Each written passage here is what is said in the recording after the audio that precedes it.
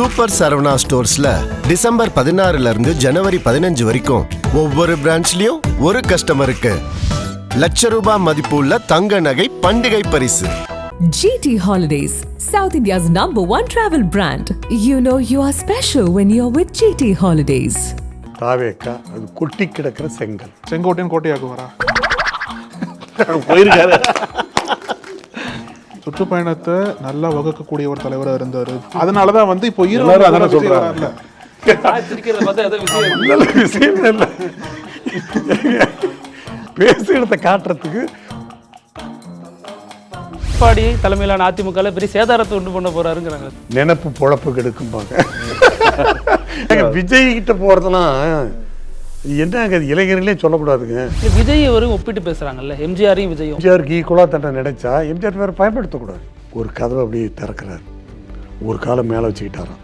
என்ன செய்வீங்களோ எனக்கு தெரியாது. தாரமங்கலம் தொகுதியில் என் கார் போகக்கூடாது. ஒரு 5 நிமிஷம் பரபரப்பு. அப்புறம் என்ன பண்ணாங்க மாட்டேங்கிறாங்க ஜனங்க. நான் நாமினேஷனுக்கே போக மாட்டேன், வற்புறுத்தி எனக்கு கூட்டு போய் இது பண்ணேன். ராஜா முகமது அனுப்பினாரு, திண்டுக்கல் வந்து பார்த்துட்டு ஜனங்க முழு ஆதரவு என்ன சொல்லி ஏங்க நீங்க தான் உங்களை சொல்லிதாங்க ஓட்டை கேட்டு ஆரம்பி கேட்டார் போன் பண்ணி, எவ்வளோ ஓட்டு வாங்கினேன்? 32,000 எவ்வளோ டிஃபரன்ஸ்? யோ வாங்கின ஓட்டு சொல்லாதே, டிஃபரன்ஸ் எவ்வளோ எடுத்து? டிஃபரன்ஸே 32,000. என்னையா டி நகர் ஆஃபீஸ் இருக்கு இல்லைங்களா, அங்கே தான் போகிறேன். கையில் ரோஜா பூ மாலையோட போகிறோம், ஒரு 4 உயர மாலையோட. மேலே மாடியில் இருக்கிறாரு படியில். அவர் எப்படி ஸ்பீடு இறங்குவார் தெரியும். டக்கு டக்கு டக்குன்னு வந்து நின்றார். அப்படின்ட்டேன், அப்படி தடுத்தார். அப்படியே கண்ணு தண்ணி வந்துட்டு கையில் மாலை பிடிச்சி நிற்கிறேன். பிஜேபி சித்தாந்த அடிப்படையில் தமிழ்நாட்டில் இன்னைக்கு வளர்த்துக்கிட்டு வர்றாங்க. அதை மறுக்க முடியும். வளர்த்து விடுவதே அதிமுக தான். ஆனால் பண்ண வேற என்ன பண்ணுறது? ஒரு தொடையம் முதல்ல வைப்பார் அந்த பெஞ்சில். யார் இடம் கொடுத்தாங்களோ அவங்கள வந்து எந்திரிக்க வச்சுருவாங்க. நம்ம இடம் கொடுத்தோம், ஏன்டா நம்ம கொடுத்தோன்னு நினச்சிக்கிட்டு அவன் எந்திரிச்சு கம்பி பிடிச்சிட்டு தொங்கிட்டு. ஆனால் அம்மா தனியாக தான் பேசிட்டு இருக்கோம். நமக்கு அரசியலில் யார் எதிரின்னு நினைக்கிறீங்க அப்படின்ட்டாங்க. ஏங்க நமக்கு வந்து திமுக தாங்க எதிரி, கலைஞர் தாங்க நமக்கு எதிரியாகும் அப்படின்னு நினைக்காதீங்க. நமக்கு வந்து கலைஞர் கருணாநிதி எதிரி இல்லை.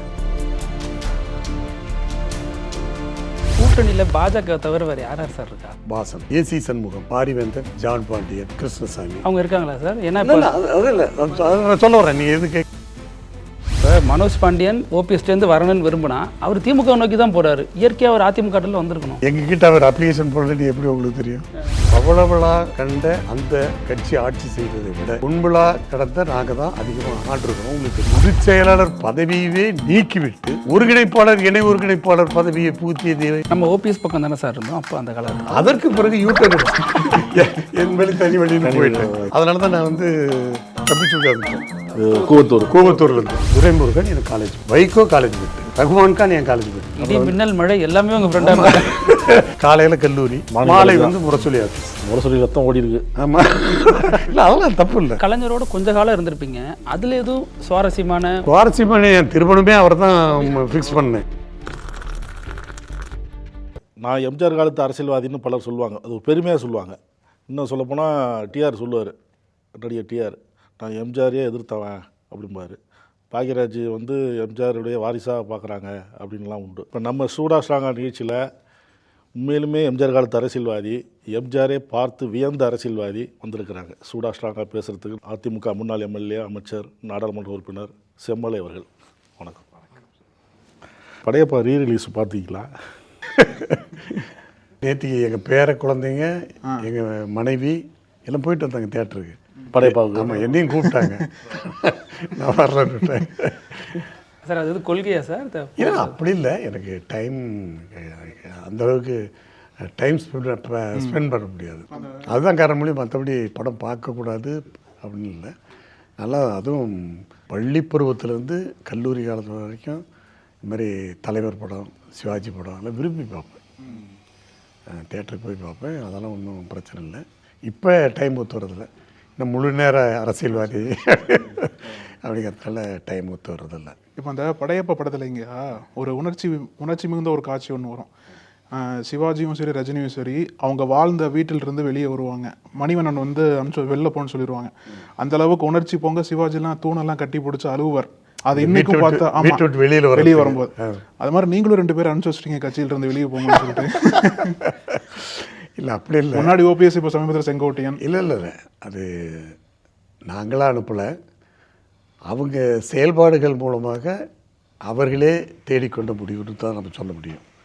அதுவும் எங்களுடைய பொதுச் செயலாளர் எடப்பாடியாரை பொறுத்தவரையும் யாரையும் அப்படி வந்து வெளியில் அனுப்புகிற மாதிரி அவர் இல்லை, அப்படிப்பட்டவரும் அல்ல.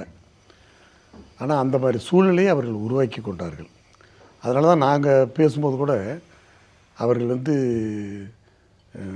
பிரிந்து சென்றாலும் எங்களுடைய இயக்கத்திற்கு மாறாக நடந்து அல்லது எங்கள் இயக்க கோட்பாடு அந்த கட்டுப்பாட்டை மீறி செயல்பட்டதுனால பிரிந்து போனவர்கள் என்பதை விட இயக்கத்தால் நீக்கப்பட்டவர்கள் அப்படின்னு தான் சொல்லணும். அதனால் அது வந்து எங்களுடைய தலைமையோ அல்லது எங்களுடைய பொதுச் செயலாளர் எடப்பாடியாரோ அவராக அவங்கள வந்து வெளியேற்றலை. அவங்களா வெளியேறுகிற அந்த சூழ்நிலையை ஏற்படுத்தி கொண்டு அவர்களாக அந்த முடிவை அவர்களாகவே தேடிக்கொண்டார்கள். அதுதான் உண்மையை வழியே. நாங்கள் வந்து ஏன்னா எங்கள் கட்சியை பொறுத்த வரையிலும் எங்கள் பொதுச் செயலாளர் பொறுத்த வரைக்கும் உங்களுக்கே தெரியும், இப்போ புரட்சித் தலைவர் எம்ஜிஆர் காலத்திலேருந்து புரட்சித் தலைவர் அம்மா அவர்கள் காலத்திலேருந்து யாரையும் வந்து இழக்கணும்னு அவங்க அந்த தலைவர்கள் நினச்சதே கிடையாது. எல்லாத்தையும் அரவணைச்சி போகணும் அப்படிங்கிற பண்புடையவர்கள். அப்படி பண்பட்ட தலைவர்கள் அவங்க 2 பேருமே. அதே வழியில் தான் எங்கள் எடப்பாடியார் இன்றைக்கி செயல்படுறாரு. ஆனால் சிலது வந்து அவரை வந்து சீண்டுறது அல்லது அவரை பற்றி கமெண்ட்டு கொடுக்கறது, அப்படிங்கும்போது எங்கள் கட்சி கட்டுப்பாட்டை மீறி அல்லது கொள்கைக்கு மாறாக குறிக்கோளுக்கு மாறாக செயல்படும்போது எங்கள் பொதுச் செயலாளர் எடப்பாடியார் எடுக்கிற முடிவில்லை, பொதுக்குழு கூடி முடிவெடுத்து இந்த மாதிரி நபர்களை இயக்கத்தில் வைத்து கொண்டிருந்தால் இயக்கத்துக்கு நல்லதல்ல அப்படின்னு நாங்கள் முடிவெடுக்கும்போது அவங்க வந்து நீக்கப்பட்டவர்கள் ஆகிடுறாங்க. எம்ஜிஆர் ஆகட்டும், அதுக்கப்புறம் வந்த ஜெயலலிதா அம்மாவாக இருக்கட்டும், யாரையும் நீக்கணும்னு விருப்பப்பட மாட்டாங்க. நிச்சயமாக அந்த மாதிரி தலைவர்களே அல்ல அவங்க. அதான் அவங்க இப்போ எம்ஜிஆர் வந்து பிரிந்து சென்றவர்களை கருத்து மாறுபாடோடு பிரிந்து சென்றவர்களை வீட்டுக்கே போய் அழைத்தார்.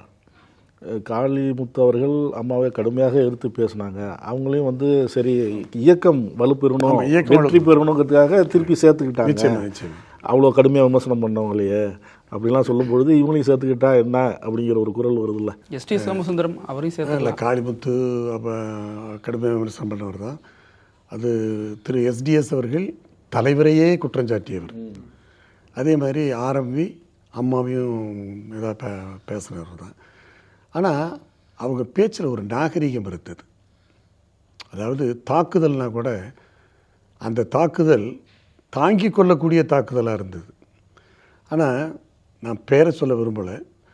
இப்போ நீங்கள் குறிப்பிடுகிற அல்லது நீங்கள் நினைத்து கொண்டு இருக்கிற எங்கள் இயக்கத்திலிருந்து பிரிந்து சென்றவர்கள் அது நீக்கப்பட்டவர்கள், நீங்கள் அதை எப்படி எடுத்துக்கிட்டாலும் சரி, அவங்க பேசுகிற பேச்சு உதாரணத்துக்கு ஒன்று சொல்கிறேன், அது யார் சொன்னாங்கன்னு நீங்களே புரிஞ்சுக்குவீங்க. அதாவது துரோகி, அது வார்த்தை கடுமையான வார்த்தை. சரி, அது கூட கொஞ்சம் கடுமையான வார்த்தை கூட, அதை கூட பொறுத்துக்கலாம். அடுத்து அரக்கன், அதாவது எங்கள் பொதுச் செயலாளரை பார்த்து இந்த இயக்கத்திலிருந்து நீக்கப்பட்டவர், அதுவும் ஒரு தனியாக ஒரு இயக்கத்தை தொடங்கி நடத்தி கொண்டிருப்பவர், எங்களுடைய புரட்சித் தலைவரே, அது ஒரு மாபெரும் இயக்கம், ஒரு பிரதான இயக்கம், ஒரு வரலாற்று சிறப்புமிக்க இயக்கம். அந்த இயக்கத்தினுடைய தொண்டர்களால் பொதுச் செயலாளர் என்று ஏற்றுக்கொள்ளப்பட்ட அவரை அரக்கன் என்று சொல்லுவது, அதற்கு ஒரு மணி வேலை போய் 2026 தேர்தலிலே சூரசம்ஹாரம் செய்வேன், அரக்கனை ஒழிப்பேன் என்று சொல்வதெல்லாம், அதாவது எங்களுடைய புரட்சித் தலைவர் எம்ஜிஆர் அவர் வேண்டுமானால் அந்த மன்னிக்கக்கூடிய அந்த குணம் அவருக்கு இருந்திருக்கும். ஆனால் இதையெல்லாம் பொறுத்து கொள்ளுகிற அளவுக்கு புரட்சித் தலைவரிடம் இருக்கிற அந்த குணம் அல்லது அந்த மனம், அந்த உள்ளம் எங்களை போன்றவர்கள் இருக்கும் என்று நீங்களும் எதிர்பார்க்க மாட்டீர்கள். எனவே அந்த தலைவர்களோடு நாங்கள் எங்களை ஒப்பிட்டு கொள்ள முடியாது. காலையிலேயே விழுகிறோம் அப்படிங்கிறாரு அவர் சார்ந்த கட்சியில் கூட நிர்வாகி ஒருத்தர். காலையில் கூட விழுகிறோம் சேர்த்துக்கோங்க, எந்த பதவியும் வேணாங்கிறாங்க. இல்லை, அது இப்போ நீங்கள் சொன்ன மாதிரி ஒரு தொண்டர் அல்லது ஒரு நிர்வாகி சொல்கிறான், அப்போ வந்து அவர் உண்மையான தொண்டர், அதாவது எம்ஜிஆருடைய பக்தர், அம்மாவுடைய தொண்டர், அதே மாதிரி எடப்பாடியுடைய விசுவாசியாக கூட இருந்து அந்த வார்த்தையை சொல்லலாம். அப்படி சொன்னவர் யாராக இருக்கும் என்று சொன்னால் இவர்களை நம்பி ஏமாந்து போனவர்கள். இவர்களை நம்பி ஏமாந்து போனவர்கள் இயக்கம் ஒன்றுபட வேண்டும், அனைவரும் சேர வேண்டும் என்ற அந்த ஒரு நல்ல எண்ணத்தோடு செய்யலாம்.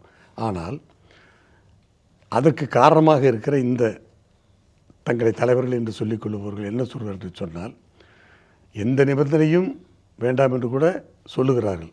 ஆனால் அப்படி சொல்லிவிட்டு அடுத்தது பத்திரிகையாளர் கேட்கிறார்கள். அப்படி என்றால் நீங்கள் சேர்த்து கொண்டால் நீங்கள் எதையும் கேட்க மாட்டீர்களா, எதையும் எதிர்பார்க்க மாட்டீர்களா என்று கேட்கிற போது, முதல் பேட்டி கொடுக்கிற போது எந்த எதிர்பார்ப்பும் இல்லை என்று சொல்லிவிட்டு பிறகு என்ன சொல்லுகிறார்கள் என்று சொன்னால் கண்டிஷன் போடுகிறார்கள், நிபந்தனை விதிக்கிறார்கள். அது என்ன நிபந்தனை என்று சொன்னால், அதாவது இப்போ நாங்கள் எங்களுடைய பொதுச் செயலாளரை முறைப்படி கழகத்தினுடைய சட்டத்திட்டப்படி பொதுக்குழுவை கூட்டி தேர்தல் வைத்து தேர்ந்தெடுத்திருக்கிறோம். இப்பொழுது இவர்கள் என்ன சொல்கிறார்கள் என்று சொன்னால், நிபந்தனையின்றி நாங்கள் சேர்ந்து கொள்கிறோம் என்று சொல்லிவிட்டு உடனடியாக அதை மறந்துவிட்டு ஒரு நிபந்தனை என்ன போடுகிறார் என்று சொன்னால், மீண்டும் பொதுச் செயலாளர் தேர்வு நடத்த வேண்டும். அந்த வார்த்தை எதற்கு வருகிறது? ஏற்கனவே தேர்தல் முடிந்து பொதுச் செயலாளர் தேர்ந்தெடுக்கப்பட்டோம். என்னுடைய இயக்கத்தை பொறுத்தவரையில் 5 ஆண்டுகளுக்கு ஒரு முறை தான் தேர்தல். ஆக 5 ஆண்டுகள் கழித்து தான் அடுத்த தேர்தல். ஆக இவங்களை சேர்ப்பதற்காக ஏற்கனவே நடந்த தேர்தலை ரத்து செய்துவிட்டு மீண்டும் அந்த தேர்தலை வைக்க வேண்டும் என்று சொன்னால் எப்படி? அது உருவாக்கிய விதிப்படி. சரி, ரைட்டு, சரி, ரைட், நீங்கள் நல்ல கேள்வி. அதாவது நாங்கள் சொல்கிற எங்கள் தரப்பு வாதத்தை மட்டும் நீங்கள் எடுத்துக்கவே மாட்டீங்க, அவங்க சொல்கிற வாதத்தை எடுத்துக்கிறீங்க. அவங்க சொல்கிறது இல்லை, நான் ஏன் சொல்கிறேன், ஏன் இந்த விதியை உருவாக்கி, சரி விதி அதன்படி போவோமே அப்படிங்கிற. சரி, விதியை உருவாக்கினார்கள். என்ன? பொதுச் செயலாளர் பதவியை தொண்டர்கள் தேர்ந்தெடுக்க வேண்டும். இந்த இயக்கத்துடைய பொதுச் செயலாளரை தொண்டர்கள் தேர்ந்தெடுக்க வேண்டும். அது விதி, ரைட், ஒத்துக்கிறேன். அந்த விதிப்படி நடக்கணுங்கிறது இவங்களுடைய கோரிக்கை. அப்படி இப்போ அந்த நிபந்தனை விதிக்கிறவங்க, நான் கேட்குறேன், இந்த இயக்கம் பிளவுபட்டதல்லவா, அந்த பிளவுபட்டு மீண்டும் சேரக்கூடிய ஒரு வாய்ப்பு இருந்ததல்லவா, அப்பொழுது பொதுச் செயலாளர் பதவியவே நீக்கிவிட்டு ஒருங்கிணைப்பாளர் இணை ஒருங்கிணைப்பாளர் பதவியை புகுத்தியது.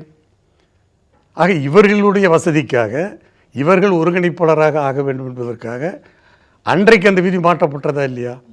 அப்பொழுது அந்த விதி மாற்றம் செய்கிற போது புரட்சித் தலைவர் வகுத்த விதி நீக்கப்பட்டு விட்டதா இல்லையா? அப்போது நம்ம ஓபிஎஸ் பக்கம் தானே சார் இருந்தோம் அப்போ அந்த காலகட்டம்? நான் ஓபிஎஸ் பக்கம் தான் இருந்தேன். அப்போ அவர் ஸ்டாண்ட் எனக்கு பிடிச்சிருந்தது. நான் ரொம்ப டீப்பாக போய் பாருங்க. அன்னைக்கு அவர் எடுத்த ஸ்டாண்ட், அவர் இந்த தர்ம யுத்தம் நடத்திய அந்த குறிக்கோள், அந்த நோக்கம் எனக்கு பிடித்திருந்தது. புரியுதுங்களா? இந்த இயக்கம் நல்லபடியாக இருக்கணும் அப்படின்னு சொல்லி தான் இந்த இதை ஆரம்பித்தார். அந்த தர்ம யுத்தத்தை ஆரம்பித்தது கூட எதுக்கு ஆரம்பித்தாருன்னா, இந்த இயக்கம் ஒரு சிலரின் பிடியில் சிக்கிவிடக்கூடாது, பாஜகவின் பிடியா சார், ஒரு குடும்பத்தினுடைய பிடியில் சிக்கிவிடக்கூடாது, ஒரு குடும்ப ஆதிக்கம் இந்த கட்சியிலே நிலைநாட்டப்படக்கூடாது. அன்னைக்கு தமிழ்நாடே ஆதரவு பண்ணி. ஆமாம், அதை தான் நானும் போனேன். ஆமாம், அதற்கு பிறகு யூட்டர் அடிச்சிட்டார். நீங்களும் யூட்டர் அடிச்சிட்டீங்க. ஓபிஎஸ் யூட்டர் அடிச்சிட்டாரு. அப்போ நான் என்ன பண்ணேன்னா, நானும் என் வழி தனி வழின்னு போயிட்டேன். அதனால தான் நான் அந்த இதிலேருந்து கூட தப்பிச்சு ஓடியாந்துட்டேன். கோவத்தூர்லேருந்து நான் தப்பிச்சு ஓடியாந்தேன். ஆனால் அன்னைக்கு அவர் ஓபிஎஸ் எடுத்த அந்த நிலைப்பாட்டை இன்றைக்கு எங்களுடைய பொதுச் செயலாளர் கடைபிடிக்கிறார். அது தெரிஞ்சுக்க. நீங்கள் ஒரு உறுதி காட்டுறாரு. உறுதி இல்லை, அதாவது அன்னைக்கு எந்த நோக்கத்துக்காக இவர், அந்த லட்சியத்துக்காக எந்த நோக்கத்துக்காக இவர் அந்த தர்ம யுத்தத்தை ஆரம்பித்தாரோ அந்த காரணத்தை, அந்த இதை இன்னைக்கு எங்களுடைய பொதுச் செயலர் நிலைநாட்டுறாரு. அதனால் அவருக்கு நான் பேக்கிங், அவருக்கு நான் அவரை நான் பின்பற்றுறேன், அவருக்கு நான் உறுதுணையாக இருக்கிறேன். அவருடைய கொள்கை, அவருடைய நிலைப்பாடு எனக்கு பிடிச்சிருக்குது. சார், அதிமுக ஒன்றிணையணுங்கிறது பாஜக விரும்புதா? இல்லை, நாம் எப்போதும் நீங்களே விரும்புவீங்களா? இல்லை, அந்த ஒரு வலியுறுத்துதல் எடப்பாடி, அதாவது உங்கள் தலைமையில் இருக்கிறாங்கள இபிஎஸ் அவர்களை பாஜக ஒரு வலியுறுத்துது, ஒற்றுமையாக இருக்கு சேர்த்து. அதை தான், ஏன்னா அதிலேருந்து நான் மாறுபடுறேன். வலியுறுத்துகிறார்கள் என்று நான் சொல்லவில்லை, விரும்புகிறார்கள் வேண்டுமானால் எடுத்துக்கொள்ளலாம். அவங்க ஏன் விரும்புகிறாங்கன்னா இந்த இயக்கம் பிளவுபட்டு இருக்குது, அதனால் வாக்கு சிதறிவிடும். அவங்களுடைய நோக்கம் என்னென்னா திமுகவை ஆட்சியிலிருந்து இறக்க வேண்டும். அதுக்கு இவங்க சேர்ந்தா சரியாக இருக்கும் அப்படிங்கிறது அவங்களுக்கு அவங்களா நினைக்கிறாங்களா இல்லையா, இங்கே இருக்கிறவங்க அப்படி விரும்புகிற அவங்ககிட்ட போய் சொல்லி பிரிந்தவர்களால் ஒரு இழப்பு ஏற்படலை இல்லை, அதாவது இழப்பு ஏற்படும். அதாவது இழப்புங்கிறது தனி மனிதன் பிரிந்தால் கூட இழப்பு இருக்கும் ஒரு இயக்கத்துக்கு, அதை நான் மறுக்க மாட்டேன். ஆனால் அப்படி ஏற்பட்ட இழப்பு கூட வேறு வகையில் தான் நாங்கள் சரி கட்டி ஆகணும். இப்போ ஒருத்தர் போகிறதுனால ஒரு கொஞ்சம் ஒரு இழப்பு ஏற்படுதுன்னு சொன்னால் அதுக்காக அவரையே நம்ம சேர்த்து தான் அந்த இழப்பை ஈடுகட்டணுங்கிறது நோக்கம் இல்லை. அது அப்படி இருக்கணுங்கிற அவசியமும் இல்லை. அந்த இழப்பை கட்சியிலிருந்து பிரிந்து சென்றவர்கள் அல்லது கட்சியிலிருந்து நீக்கப்பட்டவர்கள் மீண்டும் சேர்த்து கொள்ளாமல் அவர்களால் ஏற்பட்ட இந்த இயக்கத்திற்கு ஏற்பட்ட இழப்பை வேறு வகையில் நம்ம சரி கட்டிக்கலாம். ஒன்றும் பெரிய பிரச்சனை இல்லை, வேறு வகையில் சரி கட்டிக்கலாம். அந்த முயற்சியில் தான் எங்களுடைய பொதுச் செயலாளர் எடப்பாடி அவர்கள் ஈடுபட்டு அந்த சில பேருடைய வெளியேற்றத்தினால் ஏற்பட்ட இழப்பை வேறு வகையில் சரி கட்டி கொண்டு இருக்கிறார். அதில் நீங்கள் சொன்ன மாதிரி பிஜேபி இது மாதிரி சேர்ந்தால் நல்லாயிருக்கும் அப்படின்னு சொல்கிறாங்க. எங்களை பொறுத்தவரையிலும் அந்த இழப்பு வேறு வகையில் கூட ஈடுகட்டிக்கலாம்ங்கிற அந்த ஒரு தன்னம்பிக்கை பொதுச் செயலாளர். இல்லை பாஜக சேர்ந்தா நல்லா இருக்கும்ன்றது அதிமுகவுக்கு நல்லதா பாஜகவுக்கு நல்லதான் பார்க்கலாம். இல்லை, ரெண்டு பேருக்குமே நல்லது. ஏன்னா பிஜேபியினுடைய நோக்கமும் பிஜேபியினுடைய குறிக்கோளும் எங்களுடைய நோக்கம் குறிக்கோளும், இன்னும் சொல்லப்போனால் எங்கள் இரண்டு பிரதான இந்த அவர் தேசிய கட்சி ஒன்று, நாங்கள் மாநிலத்தில் பிரதான கட்சி. இந்த ரெண்டு கட்சியுடைய இலக்கு என்ன? திமுக வீழ்த்தப்பட வேண்டும், அரசு வீழ்த்தப்பட வேண்டும். அதனால் அவங்க உறுதியாக இருக்காங்க, நாங்களும் உறுதியாக இருக்கிறோம். அதனால் அவங்க அதை இது பண்ணுறாங்க. ஆனால் பொதுவாக ஒரு தோற்றம் எப்படி தெரியுதுன்னா, இப்போ முன்னாள் பொதுச் செயலாளர் ஜெயலலிதா அவங்க இருந்த வரைக்கும் ஒரு மாதிரி இருந்துச்சு. அவங்கள தான் பார்க்க வருவாங்க டெல்லியிலேருந்து. ஆனால் அவங்க மறைவுக்கு பிறகு ஜிஎஸ்டியிலேருந்து உதயமின் திட்டத்திலேருந்து நிறைய அதிமுக கையெழுத்து போட்டுடுச்சு. பாஜக கூட இருந்தே அதிமுகவை அரிச்சிக்கிட்டு இருக்கு. அதிமுக வளரக்கூடாதுங்கிறது தான் பாஜகவோட டார்கெட். அப்படின்னு ஒரே ஒரு கேள்வி கேட்குறேன். அம்மா இருக்கும்போது அம்மாவுடைய வீடு தேடி தான் தலைவர்கள் வந்தார்கள். மோடி வந்தார், எல்லாம் வந்தாங்க. புரியுதுங்களா?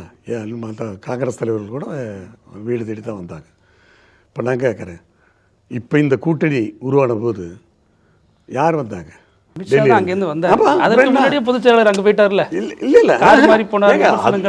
அதாவது ஒரு மியூச்சுவல் அண்டர்ஸ்டாண்டிங் தாங்களே. அது இப்போ அவரும் வந்தாரா இல்லைங்களா? நாங்களே முன்னே போனதாக கூட இருக்கட்டும், அவரை எங்கே மதிச்சு வந்தாரா இல்லைங்களா? ஒரு தேசிய கட்சி தான், தேசிய கட்சியுடைய தலைவர். அது உள்துறை அமைச்சராக இருக்காரு. அதாவது நாட்டினுடைய உள்துறை அமைச்சர், ரொம்ப பவர்ஃபுல் மேனு, பவர்ஃபுல் லீடர். அவரே அவரையும் நம்ம அரை மணி நேரம் காக்க வச்சு தான் போனோம். அதுக்கப்புறம் வீட்டில் கூப்பிட்டு விருந்து சாப்பிட்டாரு, மதித்து அவரும் வந்தார். அங்கே தான் உறுதி செய்யப்பட்டது. அதுவும் அப்படிப்பட்ட நீங்கள் சொல்கிற அந்த அம்மா காலத்தை ஒப்பிட்ட கூட நான் இதில் ஏற்றுக்கிறேன். ஏன்னு கேளுங்க, அவங்களே அதாவது நாடு தழுவிய அளவில் தேசிய அளவில் தேசிய ஜனநாயக கூட்டணி என்டிஏ என்கிற அந்த கூட்டணி இருந்தாலும் தமிழ்நாட்டை பொறுத்தவரையில் இந்த கூட்டணிக்கு தலைமை தாங்குவது அனைத்து இந்திய அண்ணா திராவிட முன்னேற்ற கழகம் தான் சொல்லிட்டாங்க. நிறைய இந்த கூட்டணிக்கு தலைவர் எடப்பாடியார் தான். அது அதிமுக தான் சொல்லுது, பாஜக சொல்ல இல்லை. அது தெளிவாக அவர் சொல்லிட்டார். அதாவது அவங்க சொல்கிறது என்னென்னா, சில பேர் இந்த எதிர்கட்சி எதையாவது ஒரு கொளுத்தி போடணுன்னு முதலமைச்சரை ஏற்றுக்கலை, அப்படி சொல்கிறாங்க. முதலமைச்சராக சொல்லலைங்கிறாங்க. நான் சொல்கிறேன், ஒரு முதலமைச்சரை யார் தேர்ந்தெடுக்கணும்? உங்களுக்கு தெரியாதில்ல. தேர்ந்தெடுக்கப்பட்ட சட்டமன்ற உறுப்பினர் தான் தேர்ந்தெடுக்கணும். இது நாமினேட்டட் போஸ்ட் இல்லை, எலெக்ஷன் வச்சு தேர்ந்தெடுக்கிறது. அப்போ சட்டமன்ற உறுப்பினர் தேர்ந்தெடுக்கணும். அப்போ அந்த மாதிரி ஒரு சூழ்நிலையில் அப்போ தான் முதலமைச்சரை தேர்ந்தெடுப்பாங்க. இது கூட்டணிக்கு தலைமை தாங்கிற கட்சி அனைத்து இந்திய அண்ணா திராவிட முன்னேற்ற கழகம். அப்போ அனைத்து இந்திய அண்ணா திராவிட முன்னேற்ற கழகம் தலைமையில் தான் ஆட்சி அமையும். அப்படி ஆட்சி அமைக்கிற போது எப்படி பிஜேபி ஆட்சி அமைச்சா மோடி தான் பிரதம அமைச்சர், அதே மாதிரி அனைத்து இந்திய அண்ணா திராவிட முன்னேற்ற கழகம் இங்கே ஆட்சி அமைச்சா எடப்பாடியார் தான் முதலமைச்சர். இல்லை சார், இதை நான் சொல்லணுங்கிறது. அதை ஏன் அமித்ஷா சொல்லலை அப்படின்னா அடுத்த கேள்வி நீங்கள் என்ன கேட்பீங்க? ஏன்னா அதுக்கு முன்னாடி பாஜக பல மாநிலங்களில் பண்ணியிருக்காங்க சார். மகாராஷ்டிராவில் பண்ணியிருக்காங்க, பீகாரில் பண்ணியிருக்காங்க. ஒன்று சொல்லிடுறேன். நீங்கள் அடுத்தது நீங்கள் என்ன கேள்வி கேட்பீங்க? நீங்கள் பத்திரிகையாளர்கள், நீங்கள் ஊடகவியாளர்கள், நீங்கள் என்ன கேட்பீங்கன்னா, அதிமுகவுக்கு முதலமைச்சர் தேர்வை கூட டெல்லியில் இருக்கிற பிஜேபி தான் செய்யணும் போல இருக்குது. அதிமுக ஆபீஸ் டெல்லியில தான் இருக்குன்னு சொல்றாங்க. அதுதான் இவங்க எதிர்கட்சி அப்படி தானே சொல்லுவாங்க.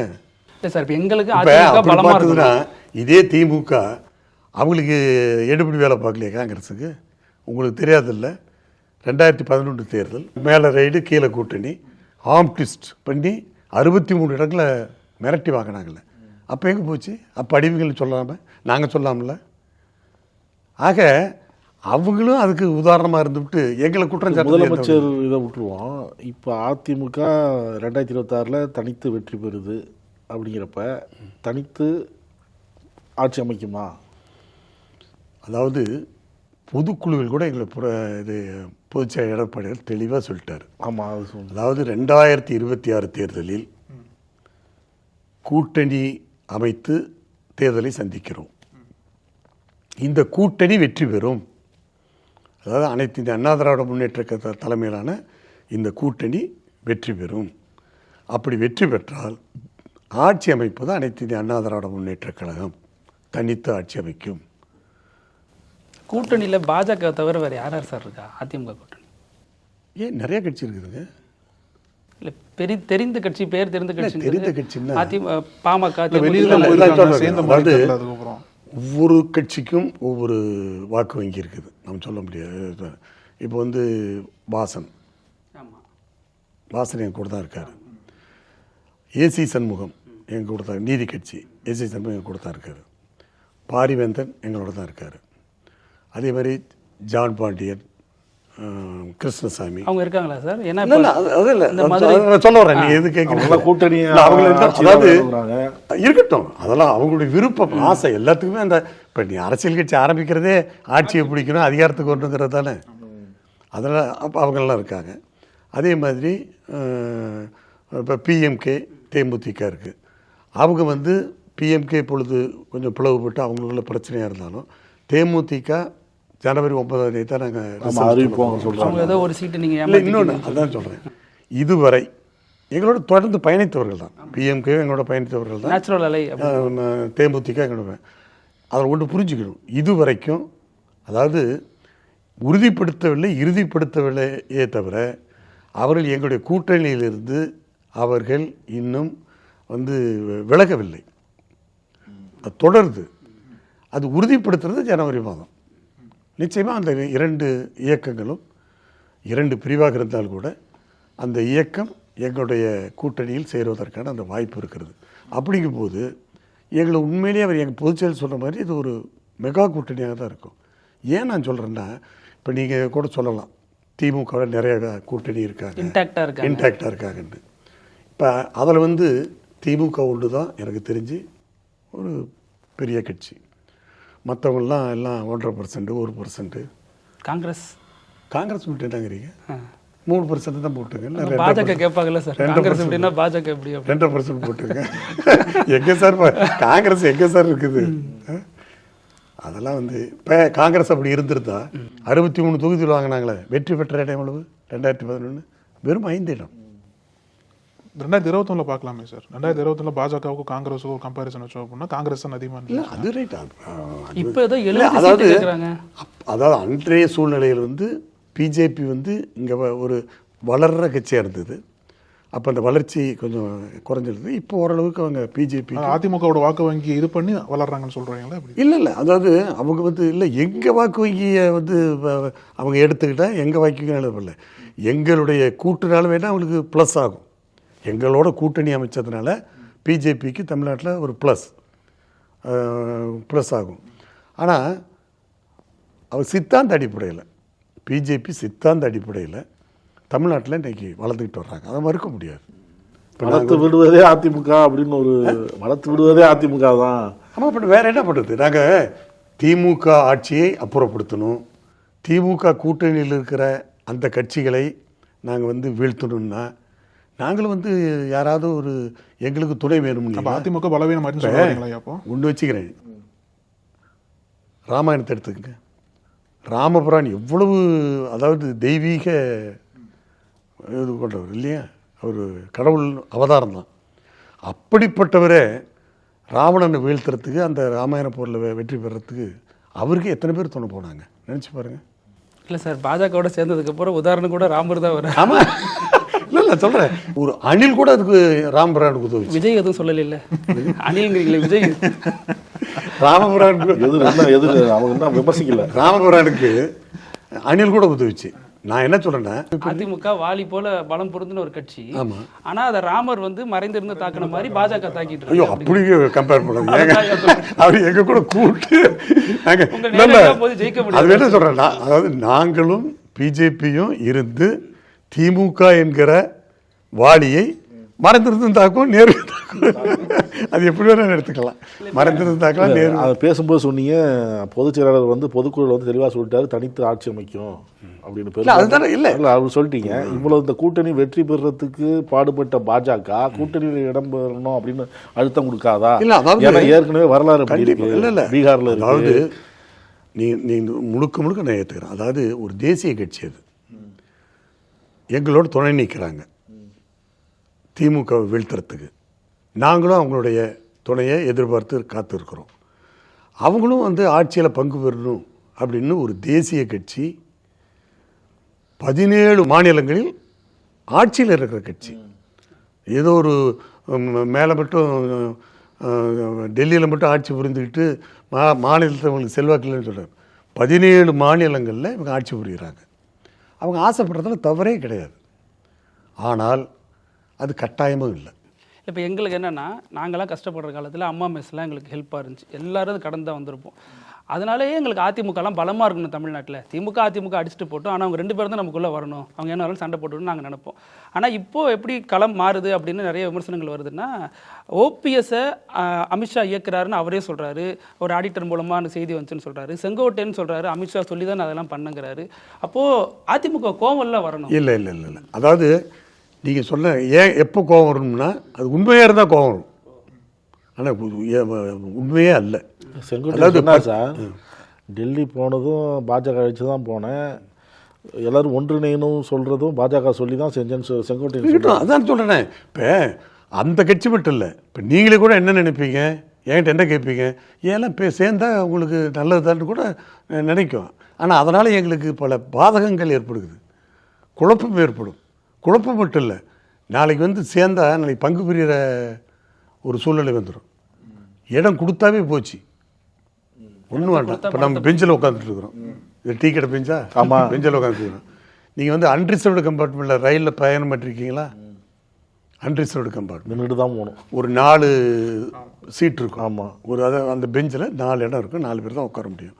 இருந்தாலும் 5 பேர் உட்காந்துட்டு இருப்பாங்க. அது அன்று சொல்ல நின்று சொல்லணும்னு வச்சுக்கலாம். அதாவது ஒருத்தர் வந்து சும்மா கொஞ்சம் அன்று சொல்ல நின்றுக்கிட்டு இருப்பாங்க நிறைய பேர்.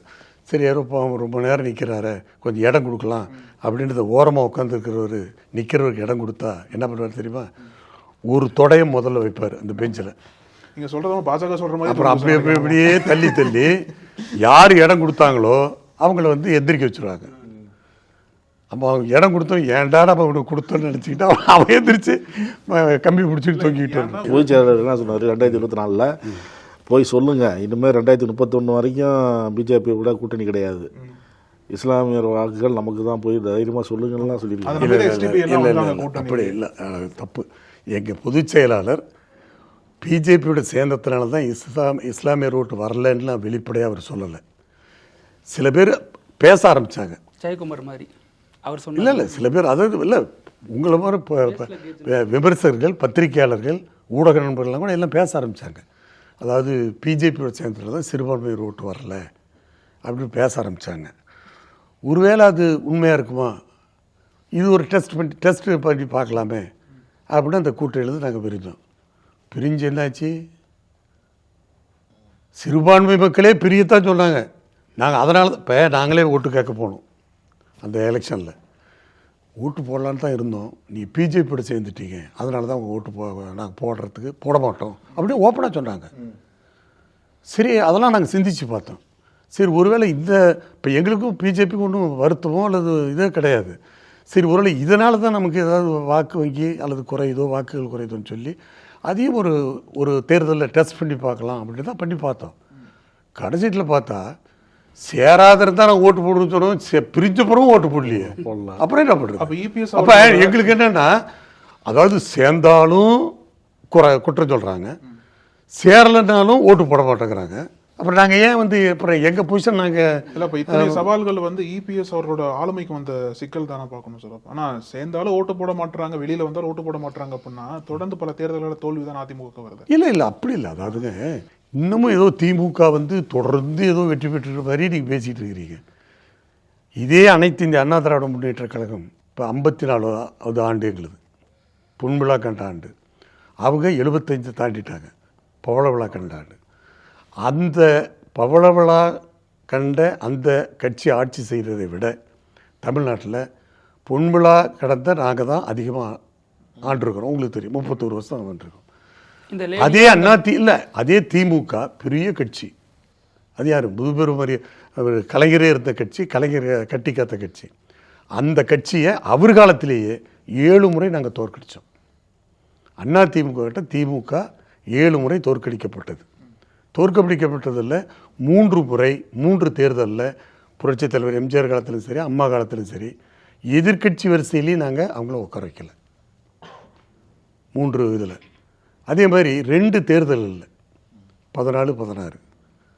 அதே மாதிரி 84 உங்களுக்கு தெரியும், 2 சீட்டு தான் திமுக. அண்ணா திமுகவோட போட்டி போட்டு 84 2 தான். உங்களுக்கே தெரியும், கலைஞர் ஒரு தொகுதியில் வெற்றி பெற்றார், பருத்தி இளம்பழுதி ஒரு தொகுதியில் வெற்றி பெற்றார், 2 தொகுதி. நீங்கள் அந்த தோல்வியெல்லாம் நீங்கள் பேசவே மாட்டேங்கிறீங்களே. அதிமுக தோல்வி, அதிமுக தோல்வி.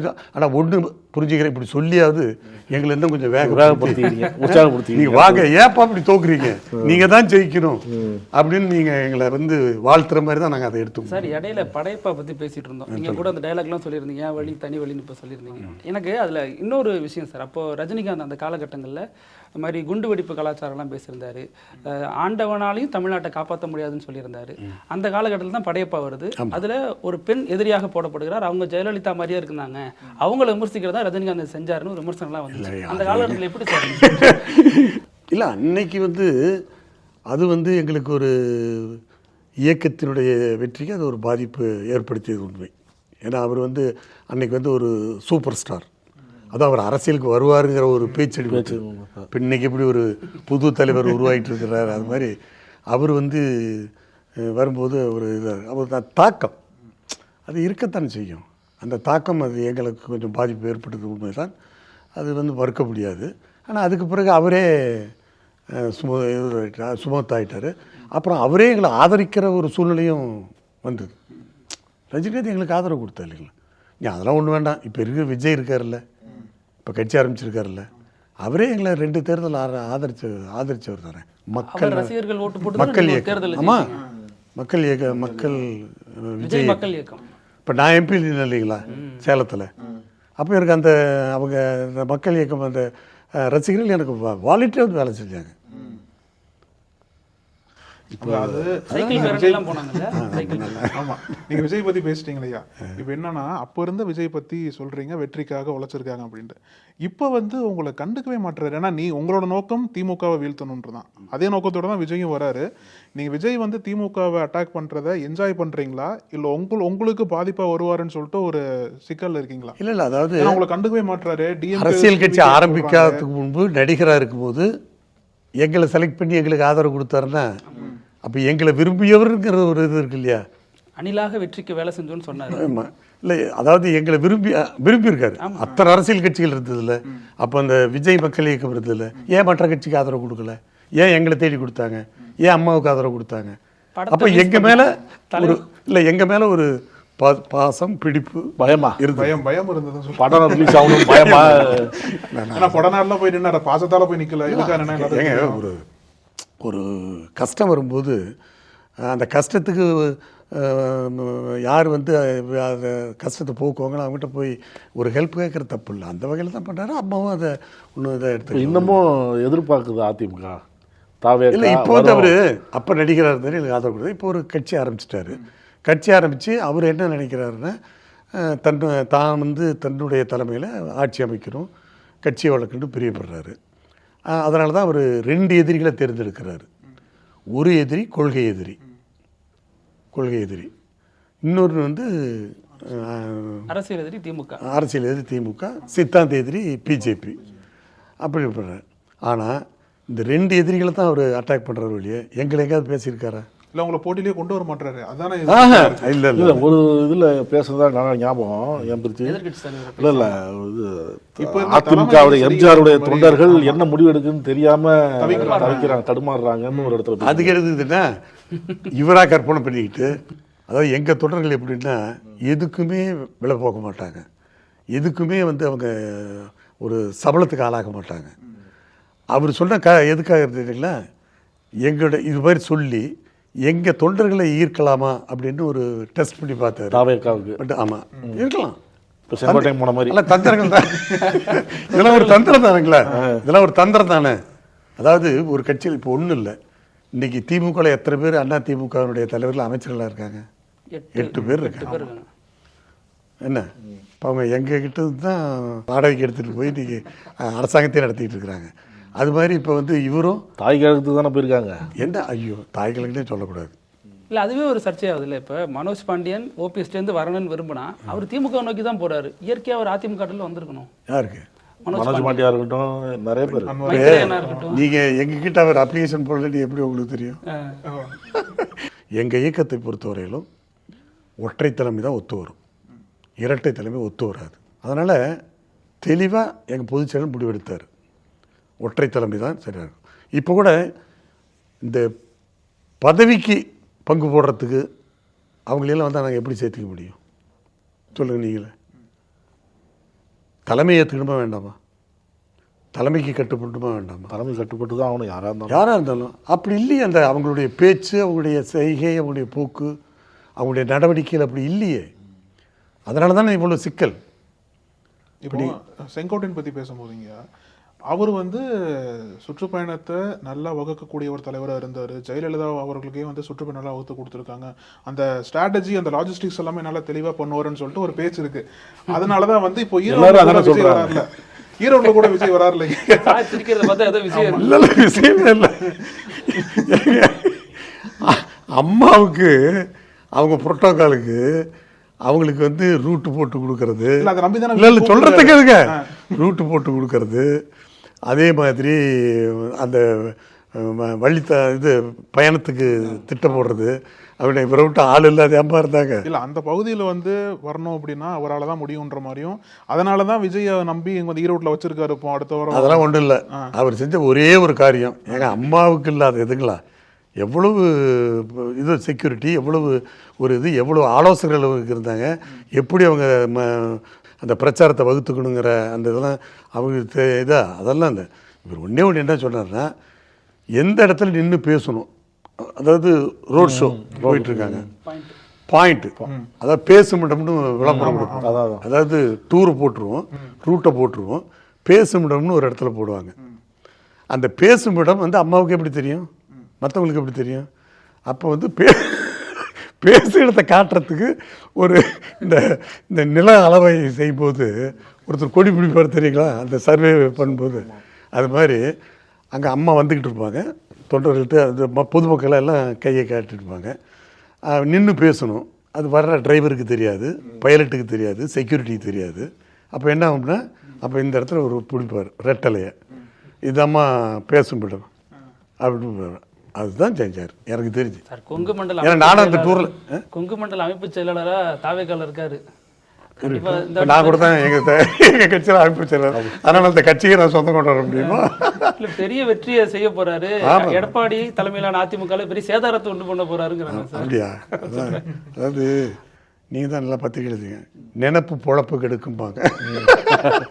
அது மாதிரி நினப்பு பொழப்பு தான் கெடுக்கும். அவர் போகிறதுக்கு முன்னாடி உங்கள்கிட்ட பேசினாரா? பேசுகிறேன், அதில் நல்ல நண்பர். ஆனால் அவரும் வந்து இப்போ இன்னும் சீனியர்னு பார்த்தோன்னா இன்னும் ஓப்பனாக சொல்கிறோம், கிட்ட ஒன்றும் ஒளிபெற தேவையில்லை. நான் தான் சீனியர் அவரை விட, வயசுலேயே அனுபவத்தில் மட்டும் இல்லை. அவர் வந்து அவருடைய என்ட்ரியே அதிமுக தான். இப்போ கட்சி அதிமுக ஆரம்பிக்கிறப்ப, ஆமாம் ஆரம்பிக்கிறப்பன்னு கூட சொல்ல முடியாது, 77 அவர் எப்படி சீட் வாங்கினாரு, எப்படி இருந்தாலும் எனக்கு தெரியும். கொஞ்சம் சொல்லுங்க சார். இப்போ சொல்லலாம் வேண்டாம் சொல்லக்கூடாது, ஏன்னா அவங்க தான் பழையெல்லாம் உண்மைக்கு மாறாக அதெல்லாம் பேசுகிறவங்களே நான்லாம் அப்படி பேச மாட்டேன். நான் என்ட்ரியை பற்றி சொல்கிறேன். 77 தேர்தலுக்கு ஒருவர் ஒரு பெரியவர், தலைவருக்கு மிக நெருக்கமான தலைவருடைய நண்பர்னே கூட சொல்லலாம், அவர் இவர் ரெக்கமெண்ட் பண்ணுறார் 77. அப்போ தான் அவர் என்ட்ரி எனக்கு கிடைக்கிது. இப்போ நானும் 77 எனக்கு யாரும் சிபாரிசெல்லாம் பண்ணல. இவருக்காக சிபாரிசு பண்ணி சீட்டு வாங்கினார். நான் சிபாரிசு இல்லை, அம்மாவுடைய அந்த தலைவருடைய நேரடி பார்வையிலே எனக்கு சீட்டு கிடைச்சது. சட்டம் படித்தவன், 20 ஆண்டு காலம் ப்ராக்டிஸிங் லாயராக இருந்தவன்.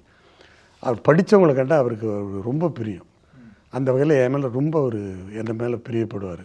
அவராக தான் எனக்கு சீட்டு கொடுத்தாரு. எனக்கெல்லாம் யாரும், எனக்கு ஃபேமிலி பேக்ரவுண்டும் கிடையாது, எதுவுமே எனக்கு எந்த இதுவும் கிடையாது, எந்த பின்புலமும் கிடையாது. அவரே நேரடியாக நல்ல பையன் அப்படின்னு சொல்லி கொடுத்தாரு. அவர் செலெக்ஷனுக்கு ஒரு குந்தகம் விளைவிச்சிடக்கூடாது, பாதிப்பு இருக்கக்கூடாது தான் இன்றைக்கி அவரை நினச்சிக்கிட்டு என்னுடைய அரசியல் வாழ்க்கையை கொண்டு போகிறேன். இன்றைக்கி 72 அவர் பின்னாடி இருந்தால் இது வரைக்கும் நான் ஸ்டாண்ட் பண்ணி நிற்கிறேன்னா என் மேலே யாராவது ஒரு குற்றம் கூட யாரும் சொல்ல மாட்டாங்க. அந்த அளவுக்கு இருக்கிறன்னா அவர் பார்த்து அதாவது அவர் நம்மளை சூஸ் பண்ணார். அவர் எதிர்பார்த்த அளவுக்கு நம்மளை பக்குவப்படுத்தி நடந்துக்கணும்னு சொல்லி தான் பண்ணிட்டு வரேன். நான் இதை ஏன் சொல்ல வரேன்னா 72 மட்டும் என் என்ட்ரி இல்லை, திராவிட முன்னேற்ற கழகத்தில் மாணவர் அமைப்பில் நான் இருந்தவன். திமுகவில் மாணவர் அமைப்பு அப்போலேருந்து. ஆமாம், அப்போ நான் காரைக்குடி அழகப்ப செட்டியார் கல்லூரியில் தான் பியூசி படிக்கிறேன். அப்போ மாணவர் அமைப்பில் நான் இருந்தவன். இன்றைக்கி நம்ப மாட்டீங்க, காரைக்குடியில் நாங்கள் படிச்சுட்டு இருக்கிறோம். கானாடு காத்தாலாம் அண்ணாவுடைய கூட்டம் கிட்டத்தட்ட 30 கிலோமீட்டர் இருக்குன்னு நினைக்கிறேன். சைக்கிள்லேயே வந்தோம். அப்போ ரோடும் சரி இருக்காது. 1:30. ஆமாம்மா, 1:30 மணிக்கு தான் அண்ணா வந்தார். 10 மணிக்கு நாங்கள் போய் சேர்ந்தோம். 1:30 மணிக்கு தான் வந்தார். 3 மணிக்கு தான் கூட்டம் முடிஞ்சு. இரவு. ஆமாம், இரவு தான். 3 மணிக்கு தான் கூட்டம் முடிஞ்சது. அப்புறம் அதே சைக்கிளில் காலேஜ், அடுத்த நாள் காலேஜ் வந்துட்டோம். அந்த மாதிரிலாம் நான் அண்ணா பேச்சு எங்கே இருந்தாலும் போயிடுவேன். அண்ணாவுடைய பேச்சு, நாவலர் பேச்சு, நாவலர்லாம் எங்கள் கிராமத்துக்கு வந்திருக்காரு. அதே மாதிரி கலைஞரோட எப்போ தொடர்புனா நான் லா காலேஜுக்கு வந்த பிறகு தான். அதுக்கு முன்னாடி பூண்டி புஸ்தகம் காலேஜ் தஞ்சாவூர், அதில் டிகிரி முடித்தேன். அப்போ டிகிரி முடிக்கும் போது தான் இந்திய போராட்டம், அந்த டிகிரி படிச்சுக்கிட்டு இருக்கும்போது. சேலத்துலேருந்து தஞ்சாவூர் படித்தேன். அப்போ வெளியில் படித்தா அது ஒரு பெருமை.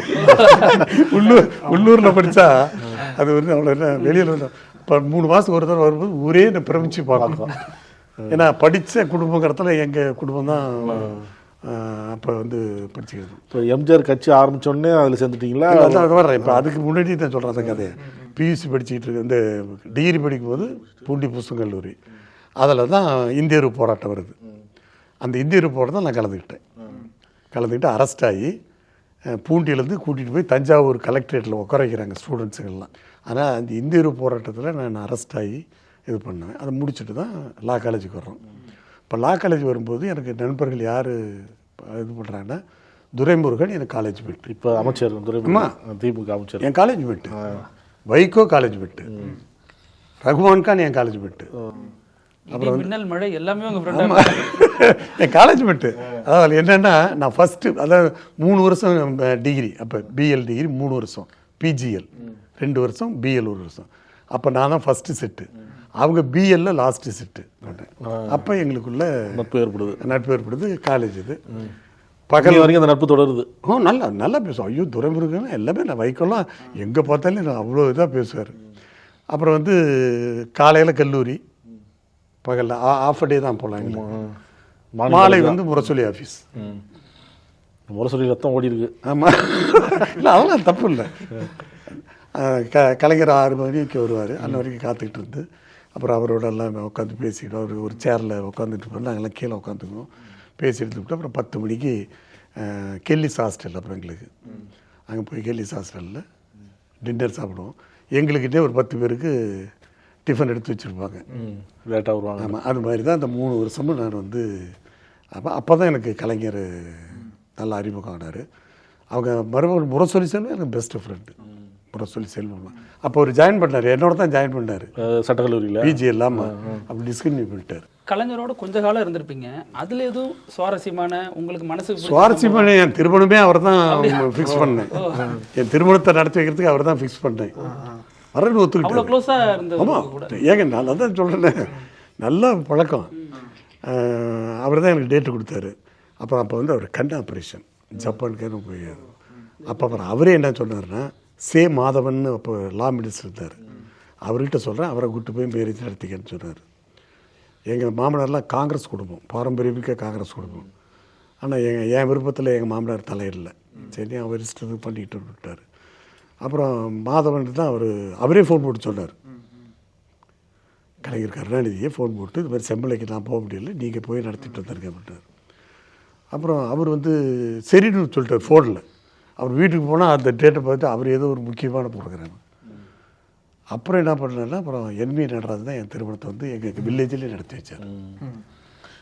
அவர் 50 தலைவர் என்வி நடராஜன்.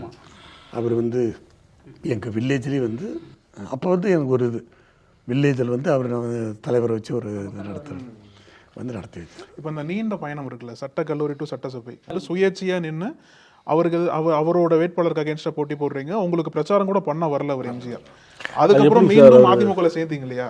சேர்ந்ததுக்கப்புறம் என்ன சொன்னார் எம்ஜிஆர்? அந்த முதல்ல வாய்ப்பு கொடுக்குறாங்க, இல்லை 77 வாய்ப்பு கொடுக்குறாங்க, 80 அடுத்த தேர்தல் வருது, அதான் அதில் வாய்ப்பு கொடுக்கல, மிஸ் பண்ணிடுறாங்கல்ல தலைவர் ஆட்சி. வேட்பாளர் தேர்வு எப்படி இருக்கும் அவருக்கு?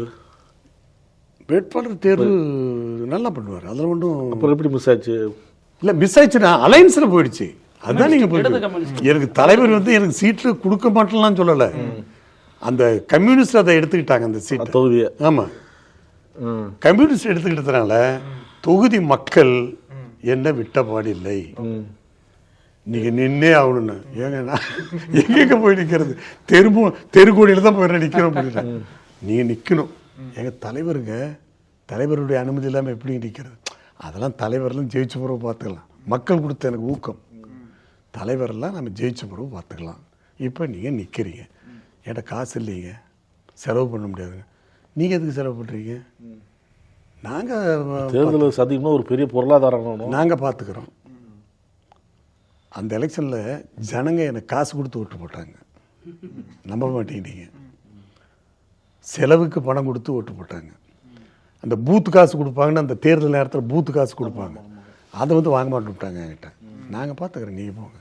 நீங்கள் என்ன பிரியம் உங்கள் மேலே, என்ன அவ்வளோ பாசம்? இன்னமும் அதுதான். அதனால தான் இன்னைக்கு நான் அரசியலில் ஒரு தூய்மையானவனா, ஒரு இவ்வளவு நாளாக அந்த வந்து அந்த இதை வந்து அந்த தக்க வச்சுருக்க அந்த நிலைமையை தக்க வச்சுக்கிறேன்னா இந்த மக்கள் கொடுத்த அந்த ஆதரவும் கொடுத்தாங்க. இல்லை அந்த முடிவை எடுக்கிறீங்கல்ல, அப்போ உங்கள் மனநிலை எப்படி இருந்துச்சு? என்னடா தலைவர் எதிர்த்து ஐயோ பயந்து போயிட்டேன். போச்சு கதை. தலைவர் பெரிய சக்தி, அவர் பெரிய சக்தி. அவ்வளவு வந்து எப்படான்னா விட மாட்டேங்கிறாங்க ஜனங்க. நான் நாமினேஷனுக்கே போக மாட்டேன்ட்டேன், வற்புறுத்தி என்னை கூப்பிட்டு போய் இது பண்ணாங்க. சரி நான் போட்டுட்டேன். அப்புறம் போட்டுட்ட பிறகு தலைவர் எப்படி யோசனை பண்ண, அப்போ என்ன கம்யூனிஸ்ட் நிற்கிது, கல்யாண சுந்தரம் உயிரோடு இருக்கிறார். அது இப்போ புரிஞ்சுக்கிங்க, கம்யூனிஸ்ட் தலைவர் கல்யாண சுந்தரம் உயிரோடு இருக்கிறார். அவங்க கேண்டிடேட் தான் நிற்கிறாரு, வலது கம்யூனிஸ்ட் தான் நிற்கிது. பண்ணிடுறேன், போட்டுட்டு நானும் இது பண்ணிட்டேன். எனக்கு வந்து அப்போ ராஜாராம் இருந்தார், சேலம் ராஜாராம் உங்களுக்கு தெரியும், கா ராஜாராம். அவரோட வேண்டாம் சம்பளை, ஏன் சின்ன வயசுலேயே அரசியல் வாழ்க்கையை கெடுத்துக்கிற, வாபஸ் வாங்கிக்கா. அப்போ எம்எல்சி இருந்தது, எம்எல்சி. நான் அது வந்து தலைவர் உனக்கு கொடுக்குறேன்னு சொல்லியிருக்காரு, நீ அதில் இருந்துக்கா அப்படின்னாரு. ஜனங்க விட்டா தானே. அப்புறம் வந்து அவங்ககிட்ட நோன்னு சொல்ல முடியல, வாபஸும் வாங்க முடியல. இந்த இருதலை கொள்ளி எறும்பு மாதிரி துடிச்சிக்கிட்டு. அப்போ என்ன வயசு அவங்களுக்கு? அப்போ என்ன ஒரு பிலோ 30 தான் இருக்கும். இளரத்தம் கூட அந்த துணிச்சல்லாம் அப்போ இல்லை எனக்கு. தலைவர்கிட்டலாம் போய் நம்ம துணிச்சலை காட்ட முடியுமா? என்ன நினைக்கிறாரோ என்ன சொல்கிறாரோன்னு நான். ஆனால் அவர் ஏன் ஊரை சுற்றி போனார் உங்கள் ஏரியா? அதான் சொல்கிறாங்க, அதை வந்து பண்ணார். அதில் இன்னொன்று என்னன்னா, ராஜாராம் சொன்னது எம்எல்சி கொடுக்குறேன்னு இருக்காரு, வாபஸ் வாங்கிக்கன்னு சொன்னார். நான் சரின்னு தலையாட்டிவிட்டு வந்துட்டேன். அப்புறம் வந்து நான் வாபஸ் வாங்கலை. அதுக்கு பிறகு அவர் என்ன ஆச்சுன்னா, நீர்ப்பாசனத்துறை அமைச்சராக இருந்தார் ராஜா முகமது. அவர் பெரிய குளங்கார், கொடைக்கானல் பெரிய குளம் அந்த ஏரியா. அவர் என் கிளாஸ்மேட்டு லாவில். அப்போ வந்து அவர் வந்து என் கிளாஸ்மேட்டுன்னு தெரிஞ்சுக்கிட்டு அவரை கூப்பிட்டு, நீங்கள் போய் செம்மலையை கன்வின்ஸ் பண்ணி வாபஸ் வாங்க சொல்லுங்கள், ஏன்னா கூட்டணி அந்த இது கெட்டு போயிடும், ஏன்னா கல்யாண சுந்தரம் அப்போ நெருக்கம் நீங்கள் சொன்ன மாதிரி அந்த இது சர்க்காரியா கமிஷனுக்குலாம் அவங்க தானே முயற்சி எடுத்து பண்ணாங்க. கல்யாண சுந்தரம், ராமமூர்த்தி அண்ணன் தலைவர் தானே அந்த பெட்டிஷன்லாம் தயார் பண்ணுறதுக்கு எல்லாம் முயற்சி பண்ணி கொடுத்தாங்க. அப்போ வந்து அவர் திமுகவிலேருந்து பிரித்து அழைச்சிட்டு வந்தது இவங்க தாங்கிற விமர்சனம் வரைக்கும் வந்தது. அப்போ கல்யாண சுந்தரம் கேண்டிடேட் தான் அவர். அதனால் அந்த இது கெட்டு போயிடும், அலைன்ஸனுடைய அந்த இது கெட்டு போயிடும், அதனால் செம்மலை வாபஸ் வாங்க சொல்லி நான் எம்எல்சி கொடுக்குறேன் அப்படின்னு சொல்லி ராஜா முகமதை தான் அனுப்புகிறாரு என்கிட்ட தூதுவராக. அப்போ ராஜா முகமது கூட இப்போ இன்றைக்கி திண்டுக்கல் சீனிவாசன் இருக்கிற பாருங்க, அவர் கூட வர்றாரு. அப்போ அவர் சாதாரண அங்கே வந்து பார்த்து இந்த ஜனங்க ஆதரவு பார்த்துட்டு அவங்க எனக்கு கிட்டேயே வரல. ஒரு ஃபர்லாங் தூரத்தில் நிற்கிறாங்க காரை வச்சுக்கிட்டு, ஒரு அம்பாசிடர் காரில் வந்துட்டு. அப்போ எப்படி எனக்கு அந்த ஓட்டு கேட்டாங்கன்னா ஜனங்க, நான் வீடு வீடாக அப்போ போகல, ஆனால் நான் வீடு வீடாக எல்லா இடத்தையும் 84 வீடு வீடாக போனோம். ஒரு வீடு கூட நான் போகாத வீடு இருக்காது என் தொகுதியில். அப்படியெல்லாம் ஒவ்வொருத்தரும் இண்டிவிஜுவலாக பேர் சொல்லி கூப்பிட்ற அளவுக்கு நான் எனக்கு பழக்க வழக்கம் இருக்கும். அப்போ வந்து எனக்கு அப்படி வீடு வீடாக ஓட்டு கேட்குற ஒரு சந்தர்ப்பத்தையே உருவாக்கலை ஜனங்க. அதாவது ப்ரோக்ராம் போட்டுருவேன், இந்த ஊர் இந்த வில்லேஜ் இத்தனை மணி அப்படி போட்டுருவேன். அந்த ஊரே இன்னைக்கு திரண்டு அது ஒரு இடத்துல அந்த மந்தைன்னு சொல்லுவாங்க, விஜய் ஃபார்மேட்டை நீங்கள் கோயில் ஒரு மந்தைன்னு சொல்லுவாங்கல்ல, கோயில் பெரிய அரச மரம் ஆலமரம்லாம் இருக்கும். அங்கே வந்து அந்த ஊரே திரண்டு இருக்கும், சின்ன குண்டர் உட்கார்ற இடம் மாதிரி. ஆமாம், கரெக்ட், அப்படிதான். இந்த ஊரே திரண்டு இருக்கும். விஜய் வீட்டு கூப்பிட்ற மாதிரி நான் போய் இறங்குவேன். இறங்கின உடனே அந்த அந்த திட்டு இருக்குல்ல, அந்த மரம், அது மேலே ஏறின்னு ஒரு கும்பிடு போடுவேன். கும்பிடு போட்ட உடனே பேசக்கூட மாட்டேன், அதிகமாகலாம் பேச வேண்டிய அவசியம் இல்லை தான், எல்லாம் மக்கள் ஆதரவு கொடுக்குறேன். அவங்க என்ன பண்ணுவாங்கன்னா அந்த ஊரில் இருந்து அப்படியே என்னை ஊர்வலம் அழைச்சிட்டு அடுத்த ஊருக்கு கொண்டு வந்து விடுவாங்க. அதே கூட்டம் அந்த மாதிரி அந்த ஊரில் அந்த கூட்டம் இருக்கும், அந்த ஊர் கூட்டம் அந்த மரத்தில் நின்றுட்டு இருப்பாங்க. அதான் ஒவ்வொரு ஊரில் இவங்க கொண்டு போய் நாங்கள் விட்டுட்டு இவங்க ரிட்டர்ன் ஆகிடுவாங்க. அப்புறம் அந்த ஊருக்கார அடுத்த ஊருக்கு கூட்டம், இப்படி தான் எலெக்ஷன். இல்லை சார், என்ன புரியலன்னா கடந்த முறை தேர்தலில் 19 வாக்கு வித்தியாசத்தில் தோத்து போறீங்க. அதான் ஃபர்ஸ்ட் எலெக்ஷன் அது, தோல்வி. ஆனால் அடுத்தது ஹைகோர்ட்டில் ஜெயிச்சிட்டேன். ஓ அப்படியா? அது தெரியாது தெரியல சார், சொல்லுங்க. 19 ஓட்டில் எனக்கு வெற்றி வாய்ப்பை இழந்த உடனே தான் ஹைகோர்ட்டில் கேஸ் போடுறேன். ஹைகோர்ட்டில் கேஸ் போட்டு கேஸ் நடத்தி வித்தின் 1 இயர் எந்த கேஸ் அப்படி நடத்திருக்க முடியாது. ஜெயிச்சா 5 வருஷம் முடிவுறவங்க கேஸ் எடுத்து விட்டாங்க. எனக்கு வந்து ஒரே வருஷத்துக்கு முன்னாடி 6 மாதம் 5-7 மாதம் வந்து ரீகவுண்ட் பண்ணாங்க. ரீகவுண்ட் பண்ணி நான் அதே 19 ஓட்டில் நான் டிக்ளேர் பண்ணிட்டாங்க. அப்போ அசம்பிளி நடந்துக்கிட்டு இருக்குது. அசம்பிளியில் போய் தலைவர் தான் சொல்கிறாரு, நாஞ்சிலார் அப்போ ஃபைனான்ஸ் மினிஸ்டர், அவர்கிட்ட போய் இது எடுத்துக்கா, பதவிப்புறம் எடுத்துக்கன்னு சொல்லி அவர் தான் தலைவர் தான் அனுப்பி வச்சார். அப்படி அது பண்ணி தான் அப்புறம் தான் அந்த அலைன்ஸில் போயிடுது. நான் வந்து இங்கே 19 ஓட்டில் வெற்றி வாய்ப்பை இழந்தேனே தவிர ஹைகோர்ட்டில் அப்போ ராமானுஜன் தான் ஜட்ஜு, அவர் தான் அந்த தீர்ப்பு சொன்னார். ரீகவுண்ட் வச்சுட்டார். அது என்டையராக வந்துட்டு தான் ஏகப்பட்ட ஓட்டில் ஜெயிச்சிருப்பேன். அந்த 3rd ரவுண்டை மட்டும் வச்சார். அன்னைக்கு ஜட்ஜுக்கு எதிராக யாரும் இம்பீச்மெண்ட் மோஷன் கொண்டு நேர்மையான ஜட்ஜ் அவர். இதை வந்து ரீகவுண்டில் ஜெயிச்சுட்டு அசம்பிளியிலையும் பேசிட்டேன். ஃபஸ்ட்டு நான் பேசுகிறது 77 அசம்பிளியில் கைத்தறித்துறை மானியத்தில் தான் ஃபஸ்ட்டு பேசுகிறேன். கைத்தறித்துறை மானியத்தில் தான். இந்த சுயேட்சையாக நின்னப்போ எத்தனாயிரம் வாக்கு வித்தியாசம்? 23,000 ஓட்டு டிஃப்ரென்ஸ். நம்ப மாட்டீங்க, டிஃப்ரென்ஸ் 23,000 எதிர்த்து. ஆமாம், இல்லை ரெட்டல் இல்லை, கம்யூனிஸ்ட். அதான் இப்போ தொகுதியில் சொல்லுவாங்க ரெட்டலை ஏற்று நிற்க கூடாதுன்னு நானே பேசுவேன். நீங்களாம் ரெட்டலை ஏற்று. ஒருவேளை எம்ஜிஆர் பிரச்சாரம் பண்ணியிருந்தா முடிவு வேற மாதிரி வந்திருக்குமா? இல்லைங்க, இது என்ன கதையே தோசையை திருப்பி போட்ட மாதிரி. பிரச்சாரத்துக்கு வர வேண்டிய எம்ஜிஆர் திடீர்னு முடிவு, அதான் சொல்ல இல்லைங்களா, ராஜா முகமது அனுப்பினாரு திண்டுக்கல் வந்து பார்த்துட்டு அங்கெல்லாம் கிட்டே போக முடியலைங்க, ஜனங்க முழு ஆதரவு. எனக்கு என்ன சொல்லிமா ஏங்க நீங்க தான் உங்களை சொல்லி தாங்க ஓட்டை கேட்டு அப்படி சொல்ல சிரிச்சுட்டாராம். சின்ன வந்து ஏரோப்ளேன். என்னுடைய பிரச்சனை என்ன தெரியுங்களா, ஏரோப்ளேன் சின்னம் மக்கள்கிட்ட போய் நிற்பல்ல. இந்த ஏரோப்ளேன் வெற்றி பெற்றால் நேராக ராமாபுரம் தோட்டத்தில் தான் இறங்கணும். இந்த ஏரோப்ளேன் அங்கே தான் போய் இறங்கும். என் பிரச்சாரமே அப்படிதான் பண்ணிட்டு இவர் போய் சொல்கிறார், யார் ராஜா முகமது போய் சொல்கிறார், இல்லைங்க மக்கள் அப்படியே திரும்பிட்டாங்க, அது அங்கே யாரும் கம்யூனிஸ்டுக்கு வேலை செய்கிறதுக்கே ஆள் இல்லை, நம்ப மாட்டீங்க, அவங்க வாங்க ஓட்டு புரட்சி தலைவர் எம்ஜிஆர் ஆதரவு பெற்ற கதிரர்வால் சின்னத்தில் என்ற கம்யூனிஸ்ட் வேட்பாளர் வாங்கிய ஓட்டு 3000. டெபாசிட்டே காலி.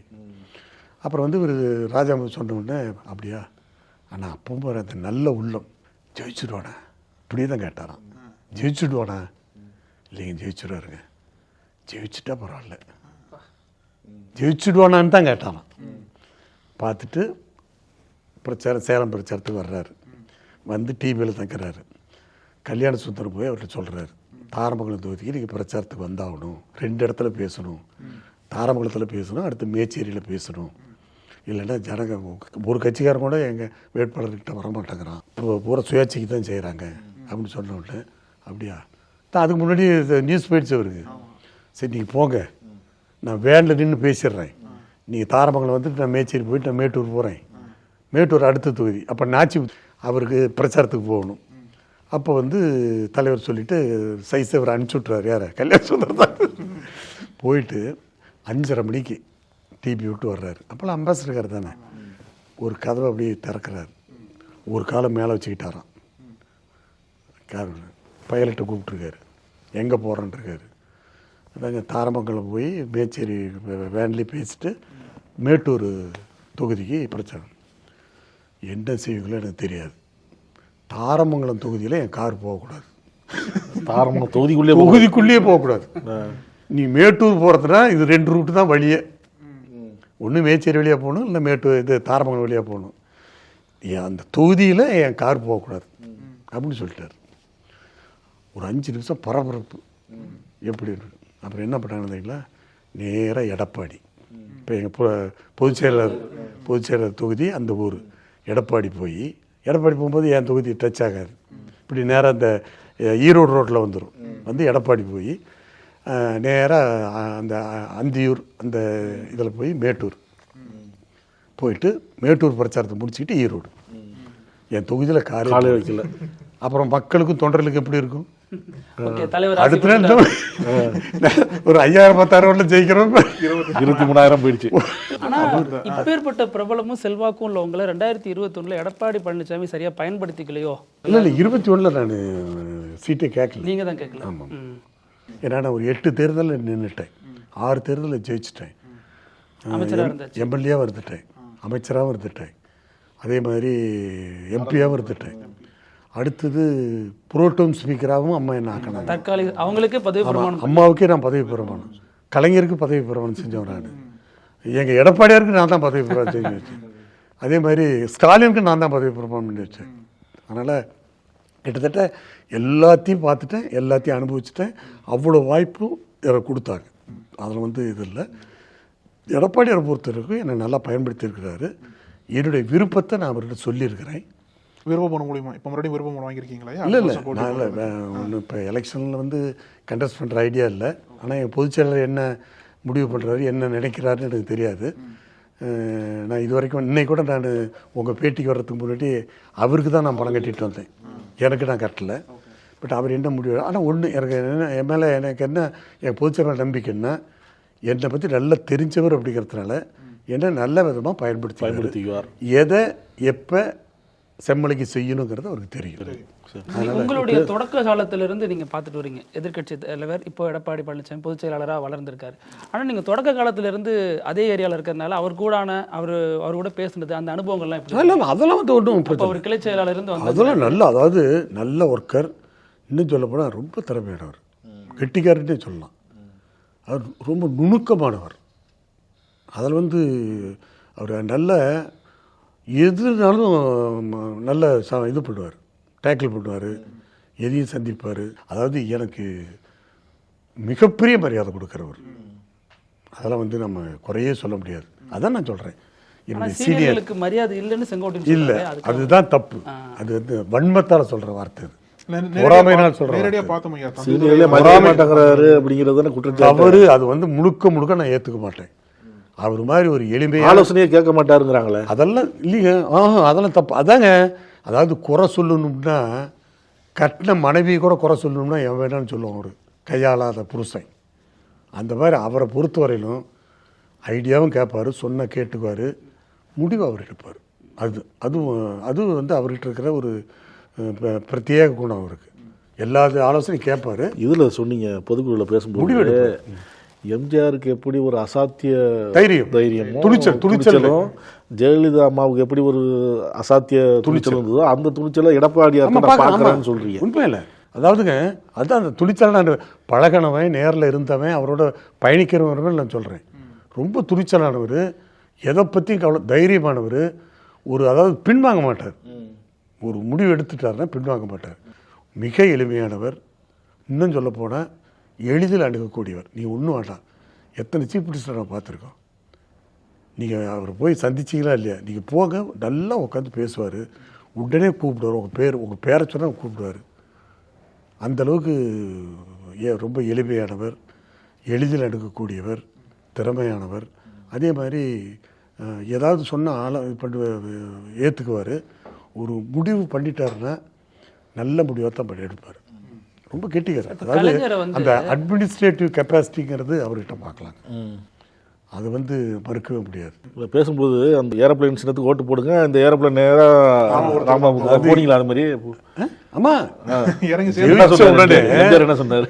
உடனே இப்போ டி நகர் ஆஃபீஸ் இருக்கு இல்லைங்களா, டி நகர் ஆஃபீஸ், தலைவர் ஆஃபீஸ் தெரியுமில்ல, இப்போ வந்து அவருடைய நினைவில் ஆமாம், அங்கே தான் போகிறேன்.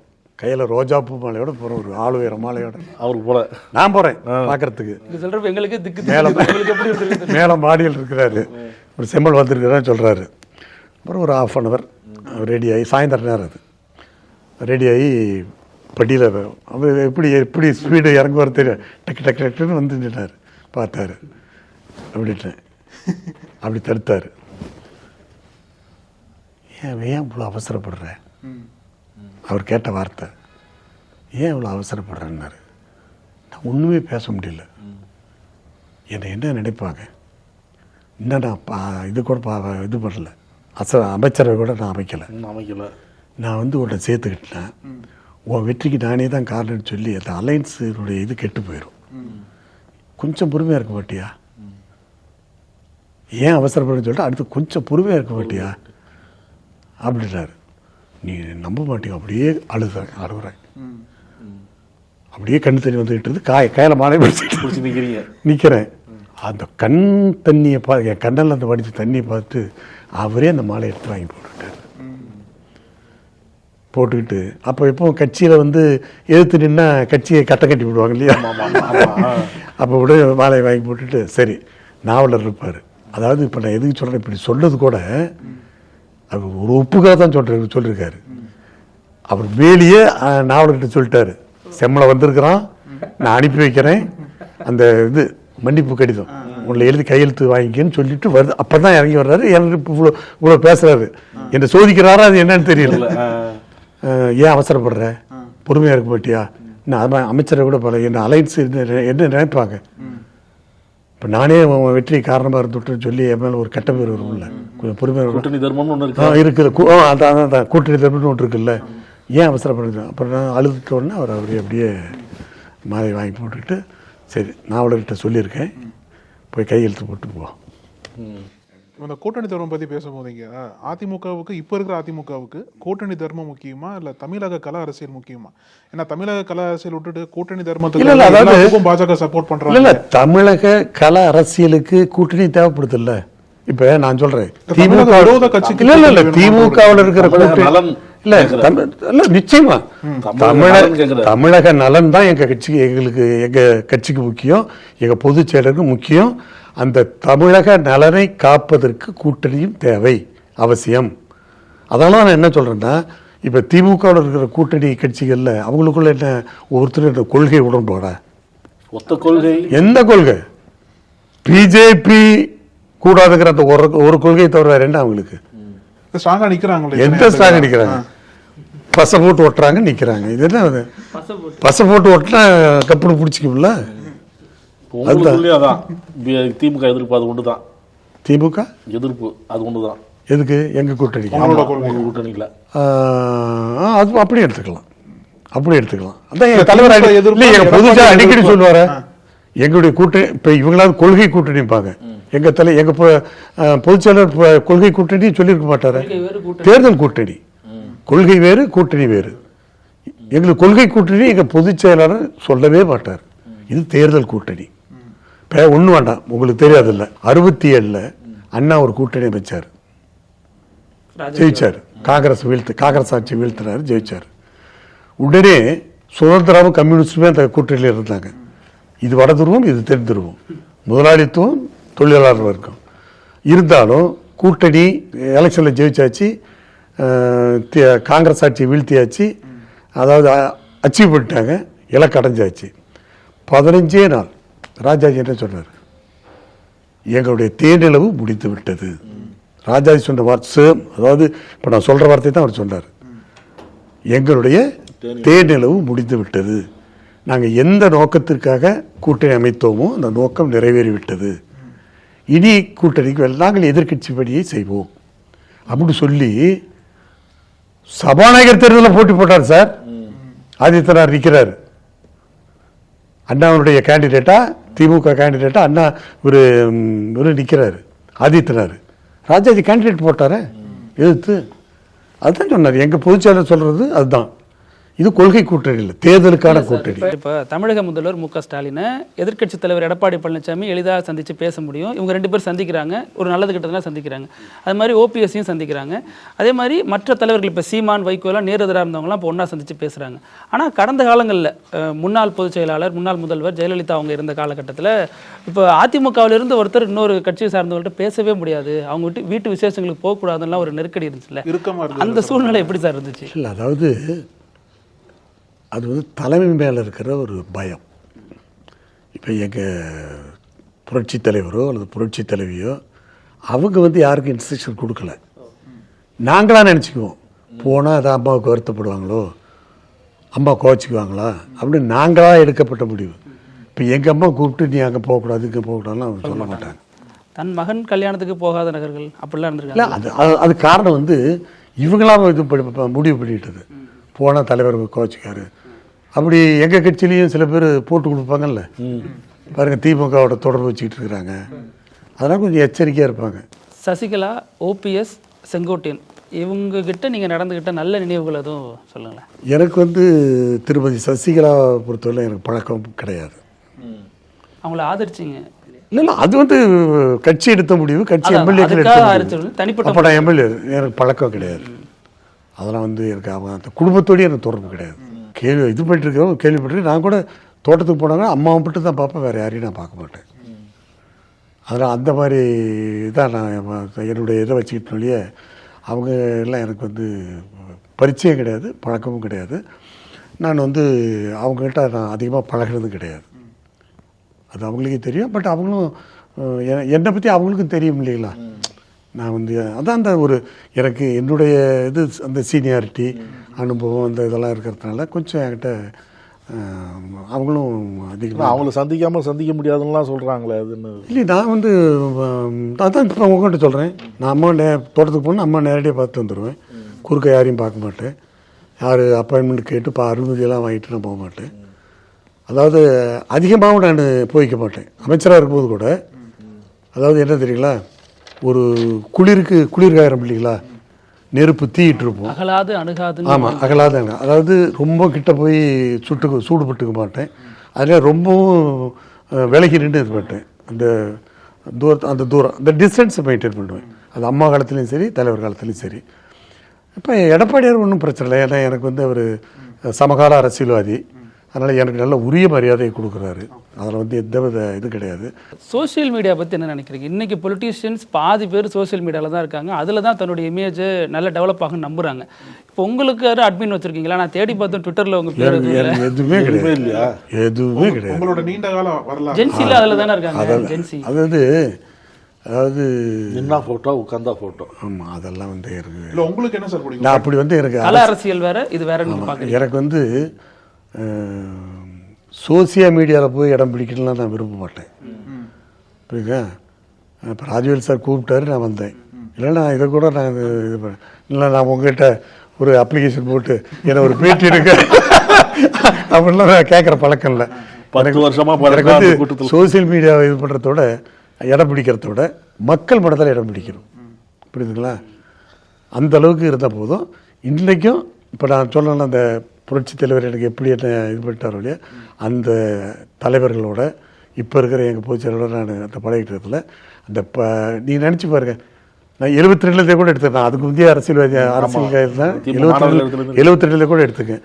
இன்னமும் 72 நான் இந்த இயக்கத்தில் சேர்ந்த நான் இன்னை வரைக்கும் இப்போ உங்கள் பேட்டி வரைக்கும் நான் என்னுடைய இதை தக்க வச்சுக்கிட்டு இருக்கிறேன்னா அதுல இருந்து என்ன புரிஞ்சு. அதுதான் இப்போ காலம். அதாவது என்னோட அரசியலில் புகுந்தவங்க அந்த பழைய காலத்தை கூட விட்டுருக்கேன், ஸ்டூடெண்ட் லைஃப் 72 புரட்சி தலைவர் இயக்கத்தை ஆரம்பித்து என்னோட வந்தவங்கலாம் பாதி பேர் இல்லை இறந்துட்டாங்க, பாதி பேர் ரிட்டையர்ட் ஆகிட்டாங்க. இப்போ உங்கள் ஃபோட்டோ எப்படி இருந்துச்சோ அதே மாதிரி தான் இப்போ இருக்கீங்க. ஒரு மாற்றமும் இல்லை. அதாவது படுத்தா நல்லா தூங்குறேன், காலையில் எந்திரிக்கும் ஃப்ரெஷ்ஷாக எந்திரிக்கிறேன், எனக்கு எந்த கவலையும் இல்லை, தப்பே பண்ணாத எந்த கமிட்மெண்ட்டும் கிடையாது, உடல் ஆரோக்கியமாக இருக்குது. அது வந்து நான் என்னுடைய உணவு பழக்க வழக்கம் என்னுடைய பழக்கம் இப்போ தான் இப்போ டீ கூட கொடுத்தீங்க, நான் டீ வேணான்ட்டு இந்த டீ குடித்தேன், லெமன் டீ குடித்தேன். டீ கிடையாது, காஃபி கிடையாது, வேறு எந்த கெட்ட பழக்கம் ஸ்மோக்கிங்கோ வேறு எந்த கெட்ட பழக்கம் கிடையாது. அந்த மாதிரி என்னை வந்து அதாவது அரசியல் வாழ்க்கை சொல்லுங்க, அரசியல் வாழ்க்கை இல்லை, அரசியல் வாழ்க்கையில் மட்டும் இல்லை, அதாவது சொந்த வாழ்க்கையில் கூட அதாவது இப்படித்தான் வாழ வேண்டும் அப்படின்ட்டு ஒரு எனக்குள்ள நான் ஒரு இது. அதிமுகனாவே முழுக்கை கட்டை தச்சு அதை மடிச்சு இது வரைக்கும் ஒன்றும் அதான் அதிமுக. நீங்க அரக்கை சட்டையிலே இருக்கீங்க எப்பவுமே. அது ரொம்ப சிம்பிளா இருக்கு. எப்போ எங்க வீட்டுல பெரியப்பா அப்படி இருப்பாங்களோ சித்தப்பா அப்படி இருப்பாங்களோ அந்த தோற்றத்திலே இருக்கு அதிமுக. அதாவது தெரியல, ரொம்ப சிம்பிளா இருக்கிறீங்க. என் பேர் செம்மலை, என் இன்சியலி எஸ். ஆனால் இப்போ எல்லாம் உங்கள் மாதிரி பார்த்தீங்கன்னு சொல்லுங்க, சார் உங்கள் இன்சியல் எஸ் சிம்பிளிசிட்டி, அதுதான் சார் உங்கள் இன்சியல் அப்படி தான் சொன்னாங்க. சரி, அது எனக்கு ஒரு அதாவதுங்க என்னை மற்றவங்க என்னை வந்து எந்த கண்ணோட்டத்தோடு பார்க்குறாங்க அப்படின்னு எனக்கு வரும்போது இன்னமும் இப்போ நான் உங்களை வச்சுக்கிட்டே சொல்கிறேன். இப்போ நீங்கள் வந்து என்னை பாராட்டுறீங்க, இது பண்ணிங்கன்னா அந்த பாராட்டுதலுக்குரியவனா நடந்துக்கணும், இன்னும் மேலும் மேலும் நீங்கள் பாராட்டுற மாதிரி நடந்துக்கணும். அப்படி அமைச்சுக்கிட்டு என்னுடைய அரசியல் பயணமாக இருந்தாங்க பொதுவாக அப்படி வந்து ஒரு பிளான்டாக தான் இது. எங்களுக்கு ஒரு இமேஜ் இருக்கும், நாடாளுமன்றத்தில் ஆங்கிலத்தில் பேசுறீங்க, அப்போது அமைச்சராக இருந்திருக்கீங்க, முக்கியமான நபர்கள் எல்லாரோடையும் க்ளோஸாக இருந்திருக்கீங்க, தமிழக அரசாங்கத்தோட ஒரு அங்கமாக இருந்திருக்கீங்க. ஆனால் தோற்றம் வந்து நேரில் பார்க்குறது வேறு மாதிரி இருக்குது. ஆனால் ரொம்ப சிம்பிளாக இருக்கீங்க. ஒரு ஒரு பயம், அதாவது அவர்கிட்ட எப்படா நெருங்குறது அப்படின்னு ஒரு பயம் வர மாட்டேங்குது. நான் கூட அண்ணன் தான் கூப்பிடணும்னு ஆசைப்பட்டேன், அதனால ரொம்ப ஓவராக போயிடுமோ அப்படின்னு தான் சார்னே சொல்லி. இப்போ காமராஜருக்கு அவர் ஏன் புகழப்படுறார், கக்கன் ஏன் புகழப்படுறார், எளிமை அண்ணா ஏன் புகழப்படுறார்? இவங்க எங்கள் புரட்சித் தலைவர் எம்ஜிஆர், புரட்சித் தலைவர் அம்மா வந்து அவங்க ஒரு கரிஸ்மேட்டிக் லீடர், அவங்க வந்து ஒரு இதில் இருந்தாங்க. இப்போ இந்த மாபெரும் தலைவர்கள்லாம் இன்றைக்கி வந்து அவங்க அந்த சிம்பிளிசிட்டி தான். சிம்பிளிசிட்டி மட்டும் இல்லை, சேவை மனப்பான்மை. அதாவது இப்போ எனக்கெல்லாம் நல்ல ஞாபகம் இருக்குங்க. நான் அரசியலுக்கு ஏன் வந்தேன்னு கூட நீங்கள் இது எப்படி வந்தீங்கன்னு கேட்டீங்க. நான் அரசியலுக்கு வந்ததே அண்ணாவுடைய பேச்சை கேட்டு தான், அண்ணாவால் ஈர்க்கப்பட்டவன் தான். அவர் வந்து ஒரு முறை சொல்கிறார், இளைஞர்களை அரசியலுக்கு வாங்க, ஆனால் அரசியலில் குளிக்கும் நோக்கத்தோடு வந்து விடாதீர்கள், குளிக்கும் நோக்கத்தோடு வந்து விடாதீர்கள். அது ஒரு சாக்கடை. அரசியல் என்பது சாக்கடை, ஒரு சாக்கடை. அதில் குளிக்கும் நோக்கத்தோடு வராதீர்கள், அதை சுத்தம் செய்வதற்கு நீங்கள் வாருங்கள் அப்படின்ட்டு சொன்ன அந்த வார்த்தையில் எனக்கு இன்னும் ஒரு காதல் ஓடிச்சுக்கிட்டே இருக்குது. சர்வீஸ் மைண்ட் தான் இருக்குது. இன்றைக்கி வந்து என் தொகுதியில் நான் தாரமங்கலம் 77 நின்றேன், 80, 84 3 பேரிடம் மக்கள் எனக்கு நீங்கள் சொன்ன மாதிரி முதல் பீரியட் வந்து 19 ஓட்டில் வெற்றி வாய்ப்பு எடுத்து கோர்ட்டில் தான் நான் போய் ஜெயித்தேன். அடுத்து 2வது 23,000 ஓட்டில் வித்தியாசம் சுயேட்சையில். அடுத்து 3வது எலெக்ஷன் அதே தொகுதி எவ்வளோ ஜெயிச்சிங்களா, 32,000 ஓட்டு. அதோட அதிகம். ஆமாம், அதுதான் நான் சொல்கிறேன். நீங்கள் மற்ற எம்எல்ஏக்கெல்லாம் எடுத்துக்கிட்டீங்களா முதல் எலெக்ஷன்லேருந்து டிக்ரீஸ் ஆகும், ஆனால் என்னது வந்து இன்க்ரீஸ். 32,000 வாக்குகள் டிஃப்ரென்ஸ். இங்கே தலைமையிலேருந்து என்ன கேட்குறாங்க, ஆரம்பி கேட்டார் ஃபோன் பண்ணி, இப்போ ஜெயிச்சிட்டேப்பா, ஜெயிச்சிட்டாங்க, எவ்வளோ ஓட்டு வாங்கினேன், 32,000 டிஃப்ரென்ஸ். யோ நீ இது வாங்கின ஓட்டு சொல்லாதே, டிஃபரன்ஸ் எவ்வளோ எடுத்து டிஃபரன்ஸே 32,000. என்னையா 5000 ஒரு 2000 ஓட்டுலக்கு ஜெயிக்கிறதுக்கு போய் தான் இருக்குது 32,000 இல்லை அந்த மாதிரிலாம் சொன்னாங்க எனக்கு. அதான் அதாவது இப்போ நினச்சி பாருங்க, சுயேட்சையாகவே 23. அது அடுத்தது நான் வந்து என்னுடைய பர்ஃபார்மன்ஸ் சரியில்லை, தொகுதியை நல்லா வச்சுக்கல, தொகுதி மக்களுடைய நன்மதிப்பை பெறலைன்னா 23 என்ன இருக்கணும்? குறைஞ்சிருக்கணும். 23 32 ஆச்சு. அது என்ன மாதிரி ஜாம்பவானுங்க இல்லை? என்ன நான் ஜெயிச்சோன்னு சாதாரண ஆளுங்க இல்லை, தங்கபால பார்லிமெண்ட்ல ஜெயிச்சேன். காங்கிரஸ் தங்கபால. ஆமாம், முன்னாள் பார்லிமெண்ட்ல காங்கிரஸ் தலைவர் தங்கபால என்னுடைய கேண்டிடேட், என்னை எதிர்த்து போட்டவர். அடுத்தது ஜி.கே. மணி, மேட்டூர்ல போட்ட எம்எல்ஏ. அது கொஞ்சம் சுவாரஸ்யமான சம்பவம் இல்லை, உங்களை வாபஸ் வாங்கிட்டு மறுபடியும் போட்டாங்கல்ல? ஆமா, இல்ல வேற ஒரு கேண்டிடேட் என்ன போட்டாங்க. ஜி.கே. மணி என்கிட்ட தோத்தாரு. இப்ப ராஜேந்திரன் மினிஸ்டர் இருக்கிறார்ல, சுற்றுலாத்துறை அமைச்சர், எங்க ஊருக்காரரு, அவர் என்கிட்ட ஓமலூர்ல 2001 தோத்தாரு. அவரை ஜெயிச்சேன். அது பார்த்திபன் கேள்விப்பட்டிருக்கீங்களா? தேமுதிக. அவரு என்னை எடுத்து இது பண்ணவர். அதனால என்ன நான் போட்டி போட்டு சாதாரண நாட்கள் எல்லாம் ஜாம்பவான்கள் தான் சார். இப்போ 30 வயசுல உங்களால ஜெயிக்க முடியுது, அவ்வளோ கரிஸ்மேட்டிக்கான ஒரு நபராக இருந்தார். 27 வயசு இருந்திருக்கீங்க. இப்போ அதே கேள்வி இன்றைய அதிமுக நோக்கி வைக்கப்படுது இல்லை? இன்னைக்கு அதிமுகவில் இளைஞர்களோட எண்ணிக்கை ரொம்ப குறைஞ்சிருச்சு, அவங்கெல்லாம் விஜய் நோக்கி நகர ஆரம்பிச்சுட்டாங்க. அல்லது திமுக இருக்கக்கூடிய 2ஆம் கட்ட தலைவர்கள்லாம் இளைஞர்களாக இருக்காங்க, அமைச்சர்கள் பல பேர் இளைஞர்களாக இருக்காங்க அப்படிங்கிற ஒரு விமர்சனத்தை எப்படி பார்க்க? அதாவது உங்களுக்கு திருவண்ணாமலை நடந்த மாநாடே உங்க நிரப்பில் இருக்குதுன்னு நினைக்கிறேன். ஏதோ திமுகவுக்கு தான் இளைஞர்கள் பட்டாளம் இருக்குது, இளைஞரணி இருக்குது அப்படின்னு நினைச்சிட்டு இருக்கேன். அதே மாதிரி விஜய்க்கு தான் விஜய்கிட்ட தான் திமுக. நீங்க ஒன்று வச்சுக்கங்க, அண்ணா திமுக என்கிற இந்த இயக்கத்தில் நான் எண்ணி வச்சு எழுதிக்கிங்க, மாணவர் அணி என்று ஒன்று இருக்கிறது. புதுசாக இப்போ ஆரம்பிக்கல, ஆரம்பத்திலேருந்து மாணவர் அணி, அதில் எல்லாம் இளைஞர்கள் தான். இளைஞரணின்னு ஒரு தனி அமைப்பே இருக்குது, ஒரு சார்பு மன்றம் இளைஞரணி பிலோ 25, அது ஆரம்பத்திலேருந்தே இருக்குது. புரியுதுங்களா? அடுத்து வந்து எங்கள் அம்மா வந்து, இதெல்லாம் நான் சொல்கிறது தலைவர் காலத்திலேருந்து. அம்மா வந்த பிறகு இளம்பெண்கள் பாசறை, இளைஞர் பாசறை, இளைஞர்கள் லட்சக்கணக்கில் சேர்த்தினார். எம்ஜிஆர் பாசறை, எம்ஜிஆர் இல்லை இது இளைஞர் பாசறை, இளம்பெண்கள் பாசறை, அது வந்து ஒரு அமைப்பு, அதில் பூரா இளைஞர்கள் தான். இப்போ எங்கள் பொதுச் செயலாளர் எடப்பாடியார் வந்த பிறகு, அதாவது பழைய தலைவர் காலத்திலேருந்து ஊருக்கு ஒரு கிளை இருக்கும், கிளைக்கழகம், ஊருக்கு ஒரு கிளை அல்லது ஒரு ஹேம்லெட்டுக்கு ஒரு கிளை இருக்கும். ஆனால் எங்கள் புரட்சி தலைவர் இவர் எங்கள் எடப்பாடியார் வந்த பிறகு பூத்துக்கு ஒரு கிளை, அதில் 9 நிர்வாகிகள் எல்லாம் இளைஞர்கள் போட்டிருக்கிறாரு. அடுத்தது விளையாட்டு வீரர்கள் அணின்னு ஒரு புதுசாக அணியை வந்து எங்கள் பொதுச்செயலாளர் உருவாக்கியிருக்காரு எங்கள் பார்ட்டியில். இப்போ எம்ஜிஆர் பண்ணுறவங்க இளைஞர் அணி, பேரவை, அம்மா பேரவை, மருத்துவர் அணி, வழக்கறிஞர் அணி இருக்கிற மாதிரி இப்போ வந்து விளையாட்டு அது பூரா இளைஞர்கள். அதனால் இளைஞர்கள் அதிகமாக உள்ளடக்கிய அதிக உறுப்பினர்கள் கொண்ட கட்சி அனைத்து அண்ணா திராவிட. அது ஏன் உங்கள் ஞாபகத்துக்குலாம் வரமாட்டேங்குது? என்னமோ விஜய்கிட்ட தான் போகுது, விஜய் போகுதுன்னா இது என்னங்க அர்த்தம்? இவ்வளோ சொல்கிறீங்க, ஆனால் வெளியில் தெரியணும். ஏங்க விஜய்கிட்ட போகிறதுலாம் இது என்னங்க? அது இளைஞர்களே சொல்லக்கூடாதுங்க, ரசிகர்கள். இல்லை விஜய் ஒரு ஒப்பிட்டு பேசுகிறாங்கல்ல, எம்ஜிஆரையும் விஜயும். உங்களுக்கு எம்ஜிஆர் நல்லா தெரியும், இப்போ எப்படி பார்க்குறீங்க? ஏங்க இது எப்படிங்க நான் ஏற்றுக்குவேன்? அடுத்து எம்ஜிஆர் இவர் தான் சொல்கிறாங்க. எப்படி நம்ம கட்சியில் இருந்த எம்ஜிஆர் பேர் பயன்படுத்துகிறாங்க. இப்போ எம்ஜிஆரை பயன்படுத்துகிறாங்கன்னா, இப்போ எம்ஜிஆருக்கு ஈக்குவலாக தன்னை நினைச்சா எம்ஜிஆர் பேரை பயன்படுத்தக்கூடாது. என்ன சொல்கிறீங்க? ஏங்க எம்ஜிஆருக்கு ஈக்குவலாக நினச்சிக்கிட்டு அப்புறம் எம்ஜிஆர் பேரை ஏங்க பயன்படுத்துறீங்க? ஏன் அவர்கிட்ட கடன் வாங்குறீங்க? இப்போ எம்ஜிஆர் மறைவில் நீங்கள் அரசியல் பண்ணணும்னு நினைக்கிறீங்களா? அதெல்லாம் தப்பு. நான் சொல்கிறது இன்னைக்கு பொறுத்தவரையிலும் தாவேக்கா, நானே நீங்கள் பேட்டி பார்த்துருக்கேன், அது கொட்டி கிடக்கிற செங்கல். என்னது செங்கல்? கொட்டி கிடக்கிற செங்கல். செங்கோட்டையன் கோட்டையாக்குவாரா? போயிருக்காரு. நாங்கள் வந்து கட்டி முடிக்கப்பட்ட கோபுரம், அனைத்து அண்ணா திராவிட முன்னேற்ற கட்டி முடிக்கப்பட்ட கோபுரம். இந்த தேர்தல் இப்போ வருது, அதாவது கும்பாபிஷேகம் நடக்கிற மாதிரி. அதனால் கட்டி முடிக்கப்பட்ட கோபுரத்துக்கு தான், கலசத்துக்கு தான் கும்பாபிஷேகம் நடக்கும். கொட்டி கிடக்கிற செங்கலுக்கெல்லாம் நடக்காது. அதுனா அப்போ தாங்க இப்போ நிலத்தை பறித்து பேசும்போது பூஜை போடலாம். 2026 2 பேருக்கு தான் போட்டி. ஒன்று டிவிகே, இன்னொன்று டிஎம்கே அப்படிங்கிறார். ஏடிஎம்கேங்கிறத உச்சரிக்கவே இல்லை, அதை பற்றியே அவர் பேசலை. மையப்படுத்தலை, எதுவுமே செய்ய. இப்போ அவங்க கட்சி ஆரம்பிச்சிருக்காங்க, வளரட்டும் வாழட்டும், அதை பற்றி இல்லை. அதிமுக ஒரு பொருள். ஆனால் நான் என்ன ஒன்றே ஒன்று சொல்கிறேன்.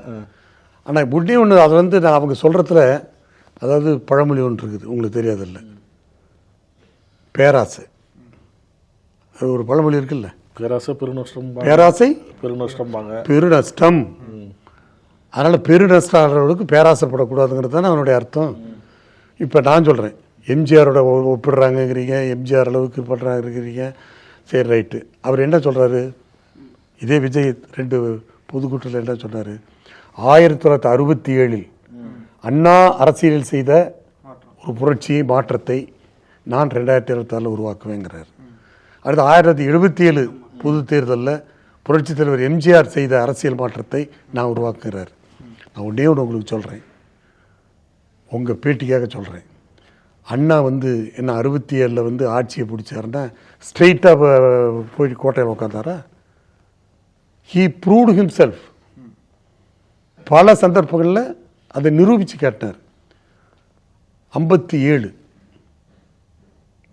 என்னாச்சுங்க, 15 எம்எல்ஏக்களை உருவாக்கினார். ஃபஸ்ட்டு தேர்தல் திமுகவுக்கு, ஃபஸ்ட்டு தேர்தல் 57 15 எம்எல்ஏக்கள். அடுத்து 62 50 எம்எல்ஏக்கள். 3வது தேர்தலில் தான் ஆட்சியை பிடிக்க முடிஞ்சது. இது அண்ணாவுக்குடைய வரலாறு. புரட்சித் தலைவர் எடுத்துக்க, 72 கட்சி ஆரம்பித்தார். முதல் சந்தித்த பொது தேர்தல் 77, ஒத்துக்கிறேன். ஆனால் அந்த இடைப்பட்ட அந்த 5 ஆண்டில் அவர் எவ்வளவு ப்ரூவ் பண்ணார். திண்டுக்கல் இடைத்தேர்தலில் தேசிய கட்சியை தோக்கடித்து, மாநிலத்தில் ஆளுங்கட்சியை தோக்கடித்து தன்னுடைய சக்தியை, தன்னுடைய செல்வாக்கை ப்ரூவ் பண்ணார். அடுத்து கோயம்புத்தூர் மேற்கு தொகுதியில், சட்டமன்ற தொகுதி, அரங்கநாயகம் அமைச்சர் நின்ற தொகுதி, அதில் வந்து வெற்றி பெற்று நிரூபித்தார். அடுத்தது 72 இயக்கத்தை ஆரம்பித்தார். 74 பாண்டிச்சேரியில் ஆட்சியை பிடிச்சார். 2 வருஷத்தில் ஆட்சியை பிடிச்சார். அடுத்து தான் 77 முதல் முறையாக ஆட்சியை பிடிக்கிறார். ஆக 77 ஆட்சியை பிடிக்கிறதுக்கு முன்னாடி எத்தனை முறை அவர் தன்னை பரிசோதனை செய்து, சுய பரிசோதனை செய்து தன்னுடைய செல்வாக்கை நிரூபித்தார். இவ்வளோ பேசுகிறாங்களே, இந்த வரலாறு தெரியுமா அவங்களுக்கு? அந்த சமீபத்தில் வைகோ வந்து அவங்க கட்சி நிர்வாக குழுவில் பேசுகிறார். 2011 சட்டமன்ற தேர்தல் கூட்டணிக்காக ஓபிஎஸ் உட்பட 3 பேர் வராங்க, வந்து பேசுகிறாங்க. 11 இடமோ 12 இடமோ சொல்கிறாங்க. இவர் வைகோ ஒத்துக்கலை. 5 மணி வரைக்கும் நான் காத்திருக்கிறேன், போய் விஷயத்தை நீங்கள் கன்வே பண்ணிட்டு வாங்க. யாரோ ஒருத்தர் வந்து அம்மாவுக்கு சரியாக தகவல் கொடுக்கலங்கிற மாதிரி சொல்கிறாங்க. அதுக்கப்புறம் பின்னால் தான் தெரிய வருது, 15 இடம் சட்டமன்ற தொகுதியும் ஒரு ராஜ்யசபா சீட்டும் கொடுக்கறதா அம்மா ஜெயலலிதா அம்மா வந்து தயாராக இருந்தாங்க. இவங்க அங்கே போய் வைகோ கூட்டணிக்கு தயாராக இல்லைன்னு சொல்லிட்டாங்க. அப்போ அது யார் மேலே குட்டுறது? எங்கள் அம்மா மேலே குட்டுறது இல்லையா? இல்லை எங்கள் அம்மா மேலே குட்டுறது இல்லையா? எங்கள் அம்மா மேலே குட்டுறது வைகவும் சுமத்திலையே. அப்போ யாரும் இடையில இருக்கிறீங்க சொன்னா அதுக்கு யார் பொறுப்பு? அப்பவும் வைகோ வந்து அம்மாவை பற்றி நல்ல ஒரு அபிப்பிராயத்தை சொல்கிறாரு. அது என்ன தப்பு இருக்குது? இல்லை, அப்போ 15 இடம் கொடுக்கறது உண்மைதான் இருந்தது.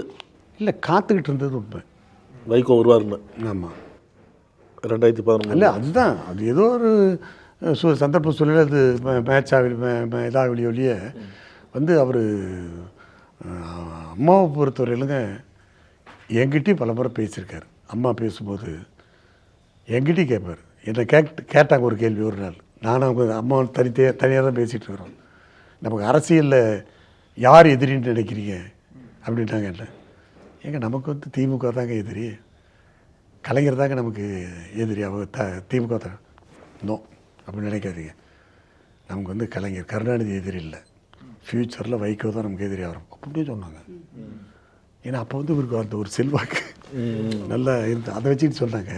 இல்லை சொல்கிறேன், அதெல்லாம் வந்து நல்ல ஒரு கால்குலேஷன் நல்லா பண்ணுவாங்க. பட் இது நல்லா பயன்படுத்தின்னு நினச்சாங்க. சரி, ஏதோ நீங்கள் சொன்ன மாதிரி மக்கள் நல்ல கூட்டணி அமைச்சு எங்களுக்கு ஒரு வாய்ப்பு வந்தது. அது மாதிரி இல்லை அரசியலில் வந்து அது உங்கள் பி டீம் தான் சொன்னாங்களா? இல்லை, அது இயற்கை. அரசியலில் வந்து எது வேணாலும் நினைக்கிறது ஒன்றா இருக்கும், நடக்கிறது ஒன்றா இருக்கும். இந்த சந்தர்ப்ப சூழ்நிலை ஒத்து வரும். நீ என்ன தான் நம்ம வந்து ஆட்சியை பிடிப்போம் அப்படின்னு நினச்சா கூட அது வந்து ஃபெயிலியர் ஆகிடும். ஆட்சிக்கு வரமுவான்னு ஒரு சந்தேகம் இருக்கும்போது மக்கள் தூக்கி வைப்பாங்க. 1980 இல்லை 1980 என்னாச்சுங்க? 1980 என்னாச்சு? காங்கிரஸும் திமுகவும் சரிசமமான இடத்தை பிரிச்சுக்கிட்டு கூட்டணி அமைக்கலான்னு சொல்லி இது நினைச்சாங்கல்ல, என்னாச்சு? ஃபெயிலியர் ஆகி கடைசியில் எங்கேயும் நீங்கள் சொன்னீங்களே, எங்கேயும் நீங்கள் எங்கே இருக்கீங்கன்னே தெரியல, தாவேக்கா திமுக தான் சொல்கிறாங்க, நீங்கள் வந்து ஃபீல்டுலேயே களத்துலேயே இல்லைங்கிறீங்கள. அப்போ தலைவர் எங்கே இருந்தார்? ஒன்றுமே இல்லையே. ஆனால் ஆட்சி அமைச்சது யார்? 1980 அது எப்படி மெஜாரிட்டி இல்லை. அதுதான் நான் சுயேட்சையாக வந்தவன் இல்லை. நான் அதை அந்த அளவுக்கு இது அதான் நான் சொல்கிறது. தேர்தலில் வெற்றி எப்படி வருதுன்னு பார்க்கிறேன். அந்த சந்தர்ப்பம், சூழ்நிலை. இப்போ கூட 2026 நிச்சயமாக நாங்கள் ஆட்சிக்கு வருவோம் அப்படின்னு எங்களுடைய பொதுச் செயலர் நினைக்கிறதுனுடைய காரணம், இப்போ அமைக்கப்பட்டிருக்கிற கூட்டணி மட்டும் இல்லை, இந்த மக்கள் மீது, அதாவது அந்த ஆட்சியாளர்கள் மீது இருக்கிற மக்களுடைய கோபம், வெறுப்பு, புரியுதுங்களா? அது வந்து எங்களுக்கு சாதகமாக இருக்கும்.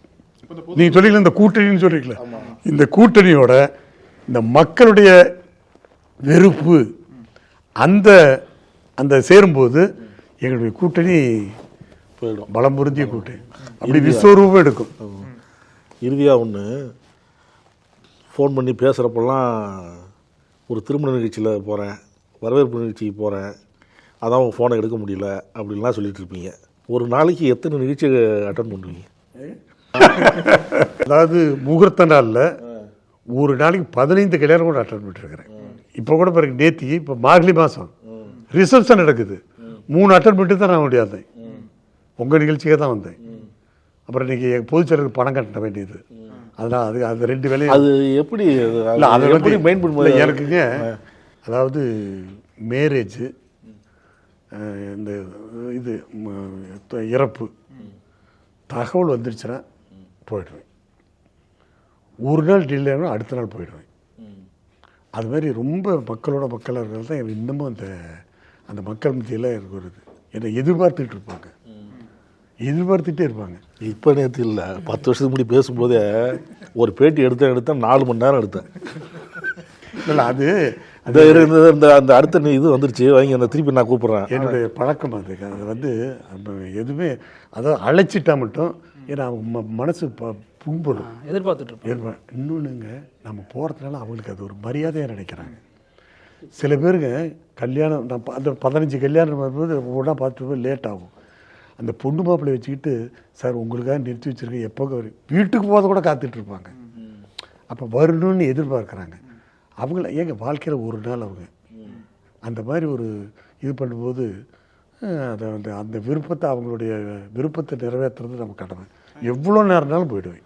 நீங்கள் வந்து எம்ஜிஆரோட இப்போ நாளைக்கு போயிட்டு ராசிபுரத்தில் ஒரு கல்யாணம் ரிசப்ஷன், அதுக்கு நானே போகணும் ராசிபுரத்துக்கு. அதிமுக கூட்டத்தில் தான் கூட்டம் ஆரம்பிக்கிறதுக்கு முன்னாடி ஒரு கலை நிகழ்ச்சி போட்டு பாட்டை போட்டு ஆட விடுவாங்க அப்படின்னு ஒரு விமர்சனமும் இருக்குது. அதாவது மக்களை சந்திக்க போகிறோம், மக்களை சந்திக்க போகிறோம், மக்களை வந்து அந்த சந்திப்பில் அவங்களை இருக்க வைக்கணும். அவங்க ரசனை என்னன்னு தெரிஞ்சுக்கணும். எதை ரசிக்கிறாங்களோ அதை வந்து முன்னோட்டமாக விடணும். அதுக்கு பிறகு எங்கள் பின்னோட்டம் அது ஒரு மேடை. அதாவது இல்லை, கருத்துக்களை முதல்ல சொல்லிட்டா போயிடுவாங்க.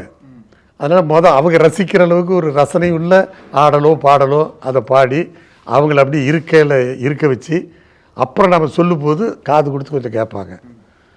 எடுத்ததுமே நம்ம கருத்து சொல்லிவிட்டோன்னு வச்சுக்க, எந்திரிச்சு போயிடுவாங்க. அதாவது அவங்கள அந்த எங்கள் கருத்துக்களை அவங்க மனசில் பதிய வைக்கிறதுக்கு, அவங்கள இருக்க வைக்கிறதுக்கு இந்த மாதிரி ஒரு இது பண்ணுறது தான். அதுதான் அந்த மற்றபடி ஒரு இது இல்லை. அது அவங்க என்ன மாதிரி ரசிக்கிறாங்களோ அதுக்கு தகுந்த மாதிரி. இல்லை, அரசியல்வாதிங்கன்னா காலை ஆட்டிக்கிட்டே இருக்கணும், இல்லைன்னா இல்லைன்னு எடுத்துருவாங்க அப்படின்னு சொல்லுவாங்கல்ல, அது பதவி வேணான்னு சொல்கிறது. இல்லை எனக்கெல்லாம் வந்து அடக்கம் பிடிக்கும், பணிவு பிடிக்கும், புரியுதுங்களா? மற்றபடி இந்த ஆடம்பரம்லாம் பிடிக்காது. அதான் தந்தை பெரியார் வந்து அண்ணாவுடைய இறுதி ஊர்வலத்தில் ஒரு கருத்தை சொன்னார். நான் பகுத்தறிவாதி தான், இந்த சொர்க்கம் நரகத்தில் எனக்கு நம்பிக்கை இல்லை நான் நம்பிக்கை இல்லாதவன் பகுத்தறிவாதிக்கிறதுனால. ஆனால் இன்னைக்கு சொர்க்கம் இருக்குது நரகம் இருக்குது அப்படின்னு நம்புறேன். சொன்னது பெரியார். எப்படி சொன்னார்னா, அண்ணாவுடைய இறுதி ஊர்வலத்தில், அதாவது ஒரு இறுதி ஊர்வலம் போகும்போது மகராசன், நல்ல மகராசன் போகிறாரு அப்படின்ட்டு இந்த வயிறு வயலையும் அடிச்சுட்டு ஜனங்க கத்துறாங்க பாருங்க. அப்போ வந்து அந்த இறந்தவரும் சொர்க்கத்துக்கு போகிறான். புரியுதுங்களா? ஆடனாம் பாரு ஆட்டம் இருக்கும்போது ஆட்டத்துக்கு காலியாக நடத்தான் அப்படின்ட்டு மக்கள் இந்த சவ ஊர்வலத்தில் பேசினா அவன் நரகத்துக்கு போகிறான்னு அர்த்தம். இதுதான் வாழ்க்கை. இதை புரிஞ்சு வாழ்ந்துக்கணும்னு அன்னைக்கே தந்தை பெரியார் சொல்லியிருக்காரு. அது மாதிரி என்னுடைய பொறுத்தவரையிலும், அதாவது மற்றவர்கள் வந்து நம்மளை வந்து ஒரு இவன் வந்து இப்படிப்பட்டவன் மோசமான ஆள் அப்படிங்கிற பேரை எடுக்கக்கூடாது. நம்ம மேலே ஒரு அதாவது குறை சொல்கிற அளவுக்கு நாம் நடந்துக்கூடாது. அந்த மாதிரி ஒரு வாழ்க்கையை அமைச்சு என்னுடைய பொது வாழ்க்கையும் சரி சொந்த வாழ்க்கையும் சரி அதில் தான் இப்போ நான் பயணிச்சுக்கிட்டு இருக்கிறேன். என் சின்ன வயசுலேயே அது ஊறி போச்சு. எங்கள் ஒய்ஃபு கல்யாணம் பண்ண உடனே இரண்டாவது தடவை எம்எல்ஏ நினைக்கிறேன், 2வது முறை எம்எல்ஏ. அப்போ ஒரு நாள் பேசிகிட்டு இருக்கும்போது எங்கள் ஒய்ஃப் சொல்கிறாங்க, ஏங்க உங்கள் கூட எம்எல்ஏ ஒருத்தவங்கெல்லாம் வீடு வாங்கிட்டாங்களாம், கார் வாங்கிட்டாங்களாம், நீ என்னப்போ பஸ்ஸில் போகிறீங்க, நீங்களும் நாமளும் ஒரு கார் வாங்கிக்கலாமே அப்படின்னு. எனக்கு என்ன பதில் சொல்கிறதுனே புரியல. ஒரு நிமிஷம் யோசனை பண்ணேன். அப்போ சொன்னேன், அம்மா நீ வந்து நம்மளை விட மேலே இருக்கிறவங்கள அண்ணாந்து பார்க்குற, அவங்கள பற்றி இது பண்ணுறேன். நான் என்ன நினைக்கிறேன்னா, நமக்கு கீழே இருக்கிறவங்களையும் நம்ம திரும்பி பார்க்கணும். அவங்கள விட நாம் பெட்டர், அதாவது நம்மளை விட கீழே இருக்கிறவங்கள விட நாம் பரவாயில்ல. நாம் மேலே வந்து நம்மளை விட உயர்ந்தவர்கள் அல்லது வசதியாக வாழ்கிறாங்க, அது மாதிரி நம்ம வாழணும் அப்படின்னு ஆசைப்படக்கூடாது. நமக்கு கீழே வந்து அதாவது வசதி வாய்ப்பு இல்லாமல் சிரமப்பட்டு வாழ்க்கை நடத்துகிற எத்தனையோ கோடான கோடி பேர் இருக்கிறாங்க.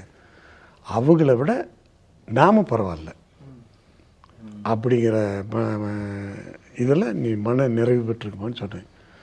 நீ நம்ப மாட்டேங்க, அன்னையிலேருந்து என் ஒய்ஃபை என்கிட்ட எதுவுமே கேட்கறதில்ல. அவங்க நமக்கு கீழே உள்ளவர் கோடி இருப்பதை நினைத்து நிம்மதி தேடு பாட்டு தானே, பாட்டு தான். அதாவது அவங்க வந்து அப்போ கேட்கல. அப்புறம் அவளுடைய விருப்பத்தை நிறைவேற்றுறதுக்கு ஒரு செகண்ட் ஹேண்டு கார் ஒன்று வாங்கி கொடுத்தேன். எப்போ அதான் அந்த 2வது தடவை எம்எல்ஏ முடிகிற பேரில். அது மாதிரி வந்து எனக்கு அதாவது போதுமென்ற மனமே பொன் செய்ய மருந்துங்கிற மாதிரி நிம்மதியாக இருக்கணும், திருப்தியாக இருக்கணும்.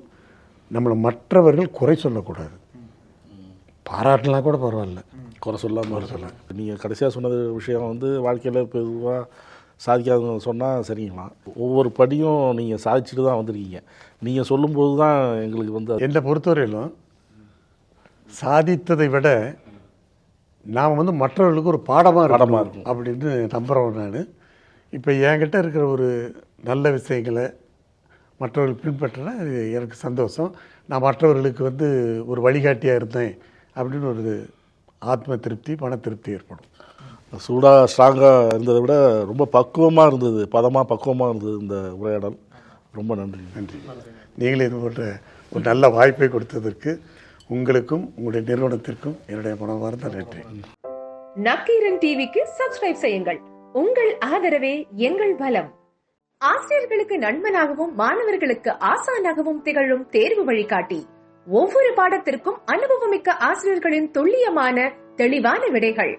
CNC இருக்கு, தேர்வு பயம் எதற்கு? இது தீரன் பப்ளிஷிங் ஹவுஸ் விற்பனை வெளியீடு.